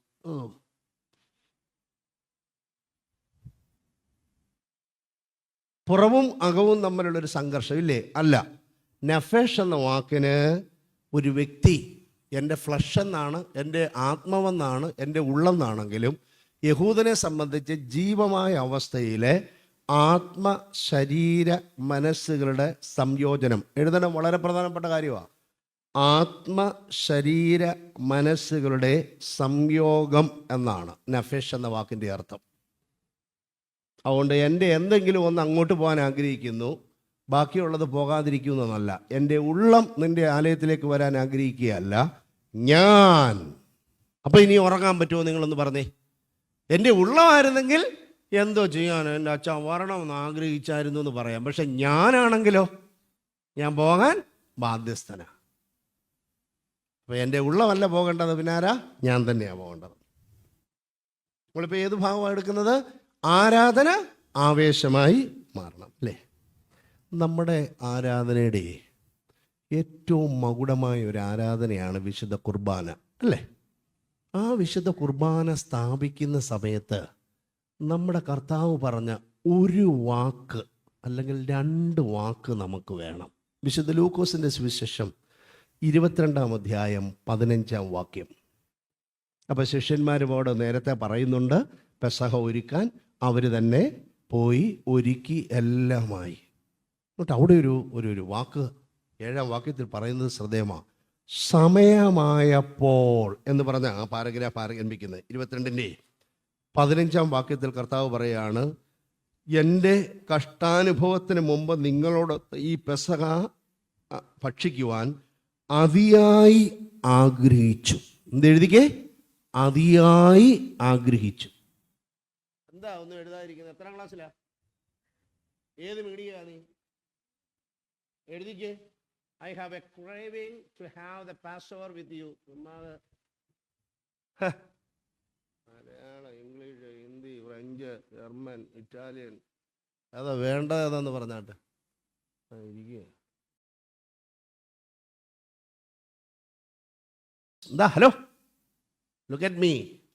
I have been, എഴുതിക്കേ, I have been longing to have this with you എന്ന് പറഞ്ഞാൽ ഈ ക്യാമ്പിലോട്ട് വരാൻ വേണ്ടി 2-3 ദിവസത്തിന് മുമ്പിൽ പെട്ടിയൊക്കെ തയ്യാറാക്കി അവിടെ ചെല്ലുമ്പോൾ ആരെയൊക്കെ പുതുതായിട്ട് കാണും, എന്തൊക്കെ കിട്ടുമായിരിക്കും, പേനയുടെ കളർ എന്തായിരിക്കും, റൈറ്റിംഗ് പാഡ് എന്താന്നൊക്കെ പറഞ്ഞ് ഇങ്ങനെ ആവേശത്തോടെ ഇരിക്കുന്നത് പോലെ കർത്താവ് എത്ര 30 വർഷമായിട്ട്, അത് കഴിഞ്ഞ് ഇവരെല്ലാം കൊണ്ടുപിടിച്ച കഴിഞ്ഞതിന് മുമ്പലത്തെ വർഷം നടന്നില്ല, കഴിഞ്ഞ വർഷം നടന്നില്ല, ഈ വർഷം 33-ാമത്തെ വർഷം. ഇപ്പോൾ എത്ര വർഷമായിട്ട് കർത്താവ് ആഗ്രഹിച്ചു കാണും, അല്ലേ? അതാ കർത്താവിൻ്റെ വായിന്നാ പറയുന്നത്, നിങ്ങളോടൊത്ത് ഇത് ഭക്ഷിക്കാൻ ഞാൻ അതിയായി ആഗ്രഹിച്ചു. കള്ളത്തരം പറയുന്നവരെ നല്ല ശിക്ഷ നൽകും. പള്ളിയിലെ മദ്ബായിലെ ശുശ്രൂഷയ്ക്ക് അതിയായി ആഗ്രഹത്തോട് പോകുന്നവർ കൈ പൊക്കണ്ട, കൈ പൊക്കിക്ക്. ദൈവകൃപയാൽ 3, 6, 7, 9, 12 ഇനിയും പൊക്കണ്ട. സർവാത്മനയല്ല, അപ്പുറത്തിരിക്കുന്നവൻ പൊക്കി ഞാനിവിടെ പൊക്കാം, അങ്ങനെ വേണ്ട, അതൊരു പൊക്കലല്ല. അപ്പം പ്രിയപ്പെട്ടവരെ ശ്രദ്ധിച്ചേ, നമ്മുടെ കർത്താവ് പോലും നമ്മൾ ഏറ്റവും കൂടുതൽ പ്രാധാന്യം കൊടുക്കുന്ന നമ്മുടെ ആരാധനയുടെ വിശുദ്ധ കുർബാനയ്ക്ക് വേണ്ടി 2 കാര്യമുണ്ട്. വേറൊരു കാര്യം കൂടെ ഞാനിവിടെ പരാമർശിക്കും. നമ്മുടെ കർത്താവ് അതിയായി ആഗ്രഹിച്ച, അപ്പം നിങ്ങളെ സംബന്ധിച്ച് ആ അതിയായ ആഗ്രഹം ശനിയാഴ്ച തന്നെ തുടങ്ങണം. എഴുതിക്കേ, എൻ്റെ ആ ആഗ്രഹം ശനിയാഴ്ച തന്നെ. അപ്പോൾ ഇടയ്ക്കിടയ്ക്ക് ചില പ്രോബ്ലംസ് ഉണ്ടാവും. എന്തുവാ പ്രോബ്ലം? ഞായറാഴ്ച ഇത് കഴിഞ്ഞ് കഴിഞ്ഞാൽ മമ്മിയുടെ കൂടെ ഇന്നടുത്ത് പോകണം, പപ്പയുടെ കൂടെ ഇന്നടുത്ത് പോകണം, അല്ല അവിടെ ഞങ്ങളുടെ ചേച്ചിയുടെ അല്ലെങ്കിൽ ഇന്നതിൻ്റെ ഒരു കല്യാണം ഉണ്ട്, അതിന് പോകണോ? അതിന് പോയാൽ അല്ലേ നമ്മുടെ പള്ളിയിൽ ആരാധന പോകും. അപ്പോൾ അടുത്ത ചോയ്സ് എന്തുവാ? ഞാൻ അതിന് വരുന്നില്ല, ഞാൻ ഇതിനെ നിൽക്കുന്നുള്ളൂ. ഏതിന്? ഈ പള്ളിയിലെ.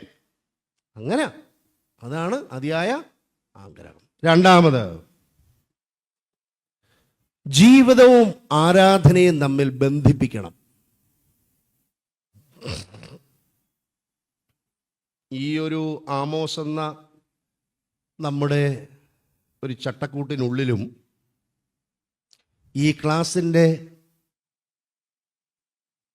വിഷയസംബന്ധമായും നിൽക്കുന്നത് കൊണ്ട് മാത്രം വളരെ ലളിതമായ ഒരു കാര്യം പറയാം. ഏത് സഭയുടെ ആരാധനയായാലും ഏത് ആരാധനയായാലും അതിന് അർത്ഥവും സൗന്ദര്യവും ജീവിത ഒരു ഗന്ധവും ഉണ്ടാകണമെങ്കിൽ ആരാധനയും ജീവിതവും തമ്മിൽ ബന്ധിപ്പിക്കണം. ഞാനീ പറഞ്ഞ എഴുതിയോ? ആരാധനയും ചെയ്യുന്നത്. Life and worship must be related. There is a relation between worship and life. വേറൊരു പ്രത്യേകത നിങ്ങൾക്ക് അറിയാമോ? അതായത് ഈ ദൂരേന്ന് ഇങ്ങനെ നടന്നു തീർത്ഥാടകരില്ലേ, ആ തീർത്ഥാടകർ ദേവാലയത്തിലെ ആരാധനയ്ക്ക് വേണ്ടി വരുന്നത് കൊണ്ട് അവർ വരുന്ന സ്ഥലത്തെ കൃഷിയിടങ്ങളും അവർക്കെന്തെങ്കിലും ദാനധർമ്മങ്ങൾ ചെയ്യുന്നവരും അനുഗ്രഹിക്കപ്പെടുമെന്നാണ്. അതുകൊണ്ടാണ് നമ്മുടെ ഇവിടെ എല്ലാം ഇങ്ങനെ പോകുന്ന ആളുകൾക്കെല്ലാം കൊടുക്കുന്നതല്ല, ചുമ്മാ ഇതൊന്നും ഉണ്ടാക്കുന്നതല്ല, ചുമ്മാ ബന്ധുക്കോസുകാരൻ പറയുന്ന പോലെ ഒന്നുമല്ല.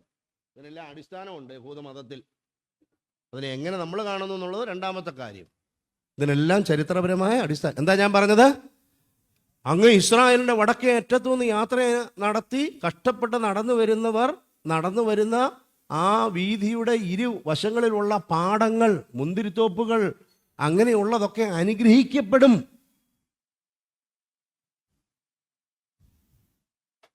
അതുകൊണ്ടാണ് പരുമലപ്പള്ളിയിലേക്കോ മറ്റുള്ളിടത്തോ തീർത്ഥാടകരായി വരുമ്പോൾ ആളുകൾക്ക് നമ്മൾ ഒരു ഗ്ലാസ് പച്ചവെള്ളം കൊടുക്കുന്നത്. ഉണ്ടോ? ശബരിമലയിലേക്ക് പോകുന്നവർക്ക് ഇടത്താവളം ഒരുക്കി അവർക്ക് വിശ്രമിക്കാനുള്ള സൗകര്യം കൊടുക്കുന്നത്. ഇതിനെയൊന്നും പുച്ഛിക്കാനൊന്നും പറ്റത്തില്ല. അതിനെ ഭൗതികമായും ആത്മീയമായ പരിവേഷങ്ങൾ നൽകാം, ഇൻ വേരിയിങ് ഡിഗ്രീസ്. എന്താ ഞാൻ പറഞ്ഞത് ശ്രദ്ധിച്ചേ? ഭൗതികമെന്നും ആത്മീയമെന്നും ഉള്ള 2 തലത്തിലെ വേരിയിങ് ഡിഗ്രീസിൽ നമുക്കതിന് പ്രാധാന്യം കൊടുക്കാമെന്നല്ലാതെ തികച്ചും അതൊക്കെ അസ്ഥാനത്താണെന്ന് പറയാൻ പറ്റുമോ? ഇല്ല. ഞാൻ സ്ഥാപിച്ചതല്ല, നമ്മൾ ആരും സ്ഥാപിച്ചതല്ല, യേശുദമ്പുരാൻ സ്ഥാപിച്ചതല്ല, അതേ അവരുടെ പൂർവികരായ ആളുകൾ പണ്ട് സ്ഥാപിച്ചു. അതിനെന്നും പ്രാധാന്യമുണ്ട്. അതുകൊണ്ടാണ് പൗലോസ്ലീഹായും കൂട്ടരും റോമിൽ പോകുമ്പോൾ കപ്പലെല്ലാം പോയി എല്ലാവരും കൂടെ തപ്പിത്തടഞ്ഞ് ഓടിച്ചാടി ഒരു ഗ്രാമത്തിൽ ചെല്ലുമ്പോൾ അവിടെയുള്ളവരാരും ക്രിസ്ത്യാനികളല്ല, ഇവരുടെ ആരുടെയും കസിൻസും അല്ല. നോയിക്കേ അപ്പോസ്തലപ്രവൃത്തി 28, ഇപ്പം നോക്കാനല്ല, അപ്പോസ്തലപ്രവൃത്തി 28 നോയിക്കേ. ഞങ്ങളെ അവർ വളരെ സ്നേഹപൂർവ്വം ബഹുമാനത്തോടെ ഞങ്ങളെ സ്വീകരിച്ചു. 10 പൈസ കൊടുക്കുന്നവൻ അഹങ്കരിക്കുമ്പം അച്ഛൻ പറയേണ്ട വേദവാക്യം ഇതാ: തിരിച്ചവരെ വീട്ടിൽ കൊണ്ടുപോയി വിനയസമേതം കുലീനതയോടെ അവരെ ശുശ്രൂഷിച്ചു. തിരിച്ച് കപ്പലിൽ യാത്ര ചെയ്യുമ്പോൾ അവർക്ക് വേണ്ടത് യാത്രക്കോപ്പുകൾ കള്ളിക്കൊണ്ട് കൊടുത്തു. ഇവിടെ ഒരുത്തനെടുത്ത് തിരുമേനിക്കൊരു മേശ കൊടുത്ത് അവൻ വിളിച്ചു പറയും, ദാരിദ്ര്യവാസി?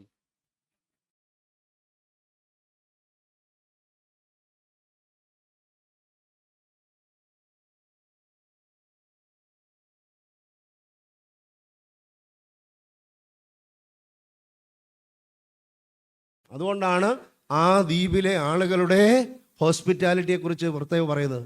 ഒരു ബന്ധവും മുൻപില്ല. എന്താ? ഒരു ബന്ധവും മുമ്പ് അവരുമായിട്ടില്ല. കർത്താവിൻ്റെ സുവിശേഷ വാഹകരാണെന്ന് തിരിച്ചറിഞ്ഞപ്പോൾ, അവരിൽ നിന്ന് അനുഗ്രഹം ലഭിച്ചപ്പോൾ പ്രത്യുപകാരം ചെയ്തതാ. നമുക്ക് തിരിച്ചു വരാം. എന്താ? there is a relationship between worship and life. പ്രിയമുള്ളവരെ, ഒരു സെന്റൻസ് എഴുതുകയും എൻ്റെ മുഖത്തോട്ട് നോക്കുകയും ചെയ്യണം. ജീവിതത്തിലെ എല്ലാ ദുഃഖങ്ങളും, ജീവിതത്തിൻ്റെ എല്ലാ സ്വപ്നങ്ങളും,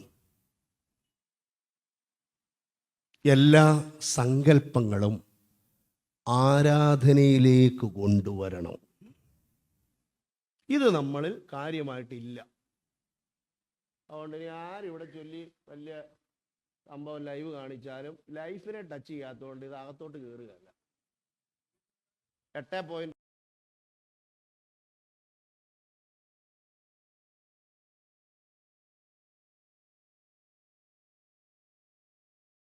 ദുഃഖം. ദൈവസന്നിധിയിൽ ആരാധനയിൽ ഈ ദുഃഖം കൊണ്ടുവരാതെ നമ്മൾ പിന്നെ എവിടെ പോവും? നമ്മൾ കവലയിലേക്ക് പോവും, നമ്മൾ സാധാരണക്കാരിലേക്ക് പോവും, അയൽക്കാരിലേക്ക് പോവും, വീട്ടിലേക്ക് പോവും. പരിഹരിക്കപ്പെടുകയില്ല. നമ്മുടെ സന്തോഷവും ദുഃഖവും നമ്മുടെ ഭാവന. അതുകൊണ്ടാണല്ലോ എല്ലാം ഒരുക്കി വെച്ചിരിക്കുന്ന നമ്മൾ വിളമ്പിക്കഴിഞ്ഞതിന് ശേഷം അവിടെ ഇരുന്ന്, കർത്താവേ നിന്റെ കൃപയാൽ ഭക്ഷിപ്പാനും പാനം ചെയ്യുവാനും നീ തന്ന ആഹാരത്തെയും, എളുപ്പകാലത്ത് പോലും മമ്മി കയറി കഷ്ടപ്പെട്ട് പപ്പ രാപകൽ അധ്വാനിച്ച് കൊണ്ടുവന്നിരിക്കുന്നത് ആറ്റിക്കഴിച്ചെടുത്തിട്ട് പറയുവാണ് നിന്റെ കൃപയാൽ ഭക്ഷിപ്പാനും പാനം ചെയ്യുവാനും. ആരുടെ കൃപ? അപ്പം നമ്മുടെ ജീവിതത്തിൻ്റെ എല്ലാം ദൈവത്തിലോട്ട് റിലേറ്റ് ചെയ്യണം. എന്തൊക്കെ വേണം? ഒത്തിരി ആളുകൾ പറയുന്നത് സുഖം മതി, സന്തോഷം മതി എന്ന്. നോ. പിന്നെന്താ വേണം? ഒന്നാമത് ഞാൻ കൊടുത്ത എന്തായിരുന്നു? ജീവിതത്തിൻ്റെ എല്ലാ ദുഃഖങ്ങൾ, സ്വപ്നങ്ങൾ, പ്രതീക്ഷകൾ എല്ലാം ആരാധനയിൽ കൊണ്ടുവരണം. നമ്മുടെ ആരാധനയിൽ അതുണ്ട്.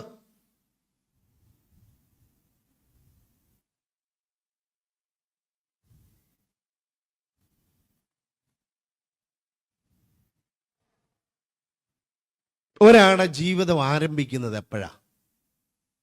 ഇതുമായി ബന്ധപ്പെട്ട് പെട്ടെന്ന് പറയാനാണ്. ആരാധനയുമായിട്ട് അതായത് ആരംഭിക്കുന്നത് എങ്ങനെയാണെന്ന് ചോദിച്ചപ്പോൾ ജനിച്ചപ്പോഴാണെന്നൊന്നും പറയാനില്ല. ഒന്ന് ആലോചിച്ച് നോക്കിയേ.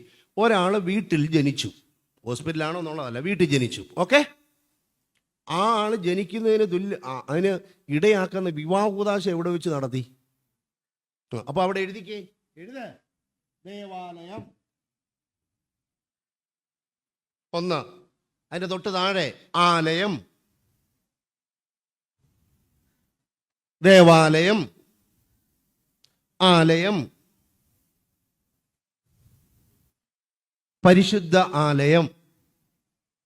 ഇതിൻ്റെ ഓപ്പോസിറ്റ് അപ്പുറത്തെ സൈഡിൽ ഒരു വട്ടം വിട്ടേ, ഒരു വട്ടം ഇങ്ങനെ വരച്ചേ. ഒരു വട്ടം വരച്ചിട്ട് പേന ഇഞ്ഞെടുത്തേ. ഈ വട്ടത്തിൻ്റെ തുടക്കം എവിടായിരുന്നു? അറിയത്തില്ല. അവസാനം എവിടായിരുന്നു? അറിയാമോ? ഇല്ല. അപ്പം ഞാൻ ജനിച്ചു, എൻ്റെ വീട്ടിൽ എൻ്റെ മാതാപിതാക്കളുടെ വിവാഹ കൂദാശ എവിടെ വെച്ച് നടത്തി? ദേവാലയത്തിൽ വെച്ച്. അതാണ് എൻ്റെ ജനനത്തിൻ്റെ അടിസ്ഥാനം കൗദാശികമായി, അല്ലേ? അപ്പോൾ അത് ദേവാലയത്തിൽ. ജനിച്ചത് ഞാൻ എവിടെ? വീട്ടിൽ. ഞാൻ താമസിക്കുന്നത് എവിടെ? എൻ്റെ വീട്ടിൽ. തിരിച്ച് ഞാൻ എവിടോട്ടാണ് വരുന്നത്? ആലയത്തിൽ. തിരിച്ച് വീട്ടിൽ. ഏറ്റവും അവസാനം ഒറ്റ മതങ്ങളിൽ ഒരു മനുഷ്യൻ വിഭാവനം ചെയ്യാത്ത ഒരു ആശയം പൗലോസ്ലീഹ തന്നിരിക്കുന്നു. നിങ്ങൾ ദൈവത്തിൻ്റെ ആലയമെന്നും ദൈവാത്മാവ് നിങ്ങളിൽ വസിക്കുന്നു. അതാണ് ലാസ്റ്റ് എഴുതിയ പരിശുദ്ധാലയം. അപ്പോൾ ആലയം, ദേവാലയം, ആലയം, ദേവാലയം, പരിശുദ്ധ ആലയം. അയ്യോടെ ഇതിന് ഒന്നിൽ നിന്നും എടുക്കാൻ പറ്റത്തില്ല. ഈ ദേവാലയത്തെക്കാൾ വിശുദ്ധമാണ് എൻ്റെ വീടെന്ന് പറയുന്ന ആലയം. അതിനേക്കാൾ വിശുദ്ധമാണ് ഈ ആലയം. ഇതിനെല്ലാക്കാട്ടിലും വലിയ വിശുദ്ധമാണ് ആര്? ഞാനെന്ന ആലയം. ഈ ആലയവും ഞാനുമേ എന്ത് ചെയ്തിട്ടുള്ളൂ? വിശുദ്ധ മൂറോനാൽ അഭിഷേകം ചെയ്തിട്ടുള്ളൂ. അപ്പം വേണ്ടിയിരിക്കുന്ന ആലയം, അത് ആലയം. ഇപ്പം ഇത് തമ്മിലുള്ള ബന്ധം ഒന്ന് ആലോചിച്ച് നോക്കി, അല്ലേ? മൂന്നാമത്, ആരാധനയ്ക്ക് ഈ സങ്കീർത്തന പശ്ചാത്തലത്തിൽ നല്ല മുന്നൊരുക്കം വേണം. നല്ല മുന്നൊരുക്കം. നമ്മുടെ ആരാധനയ്ക്ക് ശ്രദ്ധിച്ചേ, എഴുത്, ദേവാലയ കേന്ദ്രീകൃതമായ ആരാധനയാണ് നമ്മുടേത്. യഹൂദന്മാരുടെ പോലെ ഇപ്പോഴും എല്ലാ മതങ്ങളിലെ പോലെ ആരാധനാപരമായ ചില കാര്യങ്ങൾ വീട്ടിൽ വെച്ച് നമ്മൾ നടത്തും. പക്ഷെ അതിനേക്കാൾ പ്രമുഖമായ സംഗതികൾ എവിടെ വെച്ചായിരിക്കും നടത്തുന്നത്? ആലയത്തിൽ വെച്ചാണ്. യഹൂദന്മാർക്കും ഇങ്ങനുണ്ട്, ഹിന്ദുക്കൾക്കും ഇങ്ങനുണ്ട്. അനേക കാര്യങ്ങൾ, ചോറൂണ്, നൂലുകെട്ട്, ഇതെല്ലാം അവർക്ക് വളരെ പ്രധാനപ്പെട്ടതാണ്. അതൊക്കെ വീട്ടിൽ വെച്ച് നടത്തും. ചിലതൊക്കെ അമ്പലത്തിൽ വെച്ച് നടത്തും. പ്രമുഖമായ ചില കാര്യങ്ങൾ ഇവിടെ വെച്ചേ ഉള്ളൂ, അത് അവിടെ വെച്ചില്ല എന്ന് പറയുന്ന പോലെ നമ്മുടെ ആരാധനയും. അപ്പോൾ നമ്മുടെ ആരാധനയുടെ മുന്നൊരുക്കമെന്ന് പറഞ്ഞാൽ ആരാധനയ്ക്ക് സമയങ്ങളുണ്ട്. എഴുതണം, സമയങ്ങൾ. ആരാധനാ വസ്തുക്കൾ.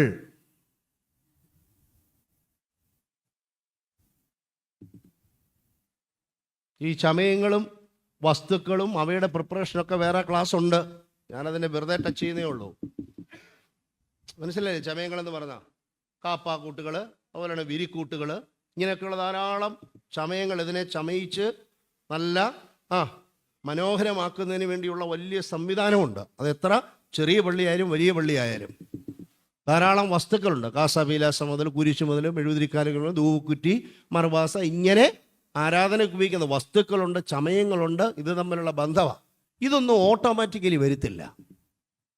നമ്മളവിടെ പോയി ട്രൈസാക്യുവൻ കഴിഞ്ഞതിന് ശേഷം ശ്രദ്ധിച്ചേ, എൻ്റെ വാക്കുകൾ തീർന്നു. ഭൂവിലെ ശേഷം ഈ പാട്ട് എത്ര നേരം എടുത്താൽ ആ പാടുന്ന സ്പീഡിൽ തീരും. ഇതിനു മുമ്പ് വായിക്കുന്നവന് പുസ്തകം കയ്യിലെടുത്ത് വായിക്കാനുള്ള ഭാഗം നോക്കിയിട്ട് എത്ര സമയത്തിനുള്ളിൽ ത്രോണോസിൽ മുത്തും.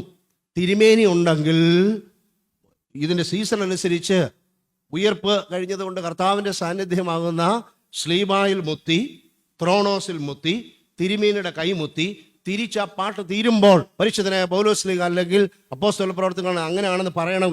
ഇതിന് എത്ര ദിവസത്തെ ട്രെയിനിങ് വേണം? ഈ ദിവസങ്ങളിലൊക്കെ കുറേ.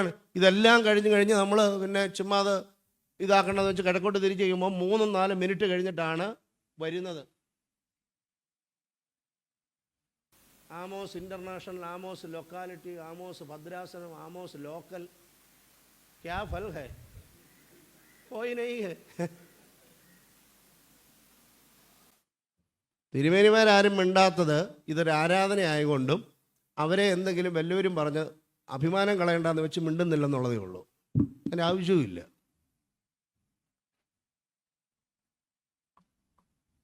ഇത് ട്രയൽ അല്ല. എന്താ ഇത്? നാളെ നടത്തുന്ന ആരാധനയുടെ ട്രയൽ അല്ല ഇത്. ആരാധനയാ. ട്രയൽ നടത്തേണ്ടത് തലേ ദിവസം. മറ്റേ ചില സഭാവിഭാഗങ്ങൾ സംഗീതവുമായി ബന്ധപ്പെട്ട കൊയറിൻ്റെയൊക്കെ ഇതുള്ള ആരാധനയുണ്ട്.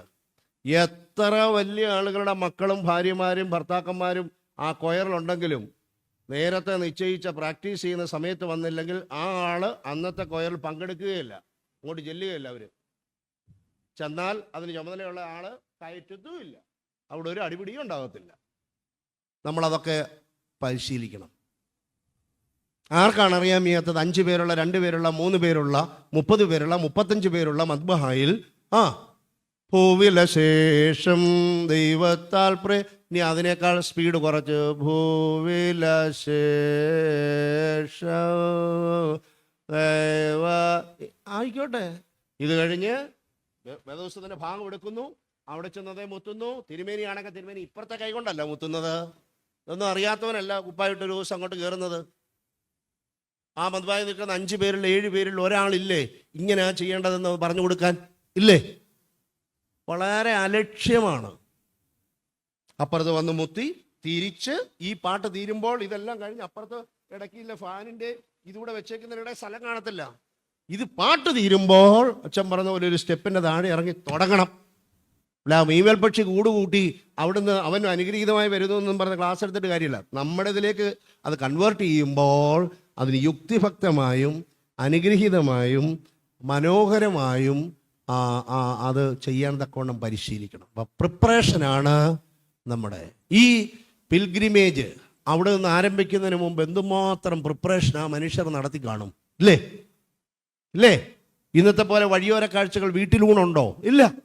അപ്പം അതെല്ലാം കരുതി വരുന്നത് പോലെ ആരാധനയ്ക്ക് നല്ല പ്രിപ്പറേഷൻ വേണം. ഈ സങ്കീർത്തന ഭാഗത്തെ ആസ്പദമാക്കി 3 കാര്യങ്ങൾ ഞാൻ നിങ്ങളോട് പറഞ്ഞു. 1, ആരാധന നമ്മുടെ ജീവിതത്തിൻ്റെ ഒരു ആവേശമാകണം. 2, ആരാധനയും ജീവിതവും തമ്മിൽ ബന്ധിപ്പിക്കണം. 3, ആരാധനയ്ക്ക് ലോങ് ടേമായ വെൽ പ്രിപ്പറേഷൻ ഇൻ അഡ്വാൻസ് വേണം. ഈ ഭാഗങ്ങൾ ഒക്കെ ഈ ക്യാമ്പിലും അല്ലാതുള്ളിടത്തും ഒക്കെ പല വിഷയങ്ങളായിട്ട് ചർച്ച ചെയ്തെടുക്കും. നമുക്ക് എടുത്ത തീമിലേക്ക് വരാം. നിന്റെ ആലയത്തിൽ വസിക്കുന്നവർ അത്ര അനുഗ്രഹീതർ. ദൈവത്തിൻ്റെ ആലയത്തിൽ വസിക്കുക എന്ന് പറഞ്ഞാൽ അവിടെ വീട്ടിലെ പോലെ താമസിക്കുക എന്നല്ല, ദൈവ സംസർഗത്തിലായിരിക്കുക. എന്താ? ദൈവം എല്ലാവരെയും അനുഗ്രഹിക്കട്ടെ.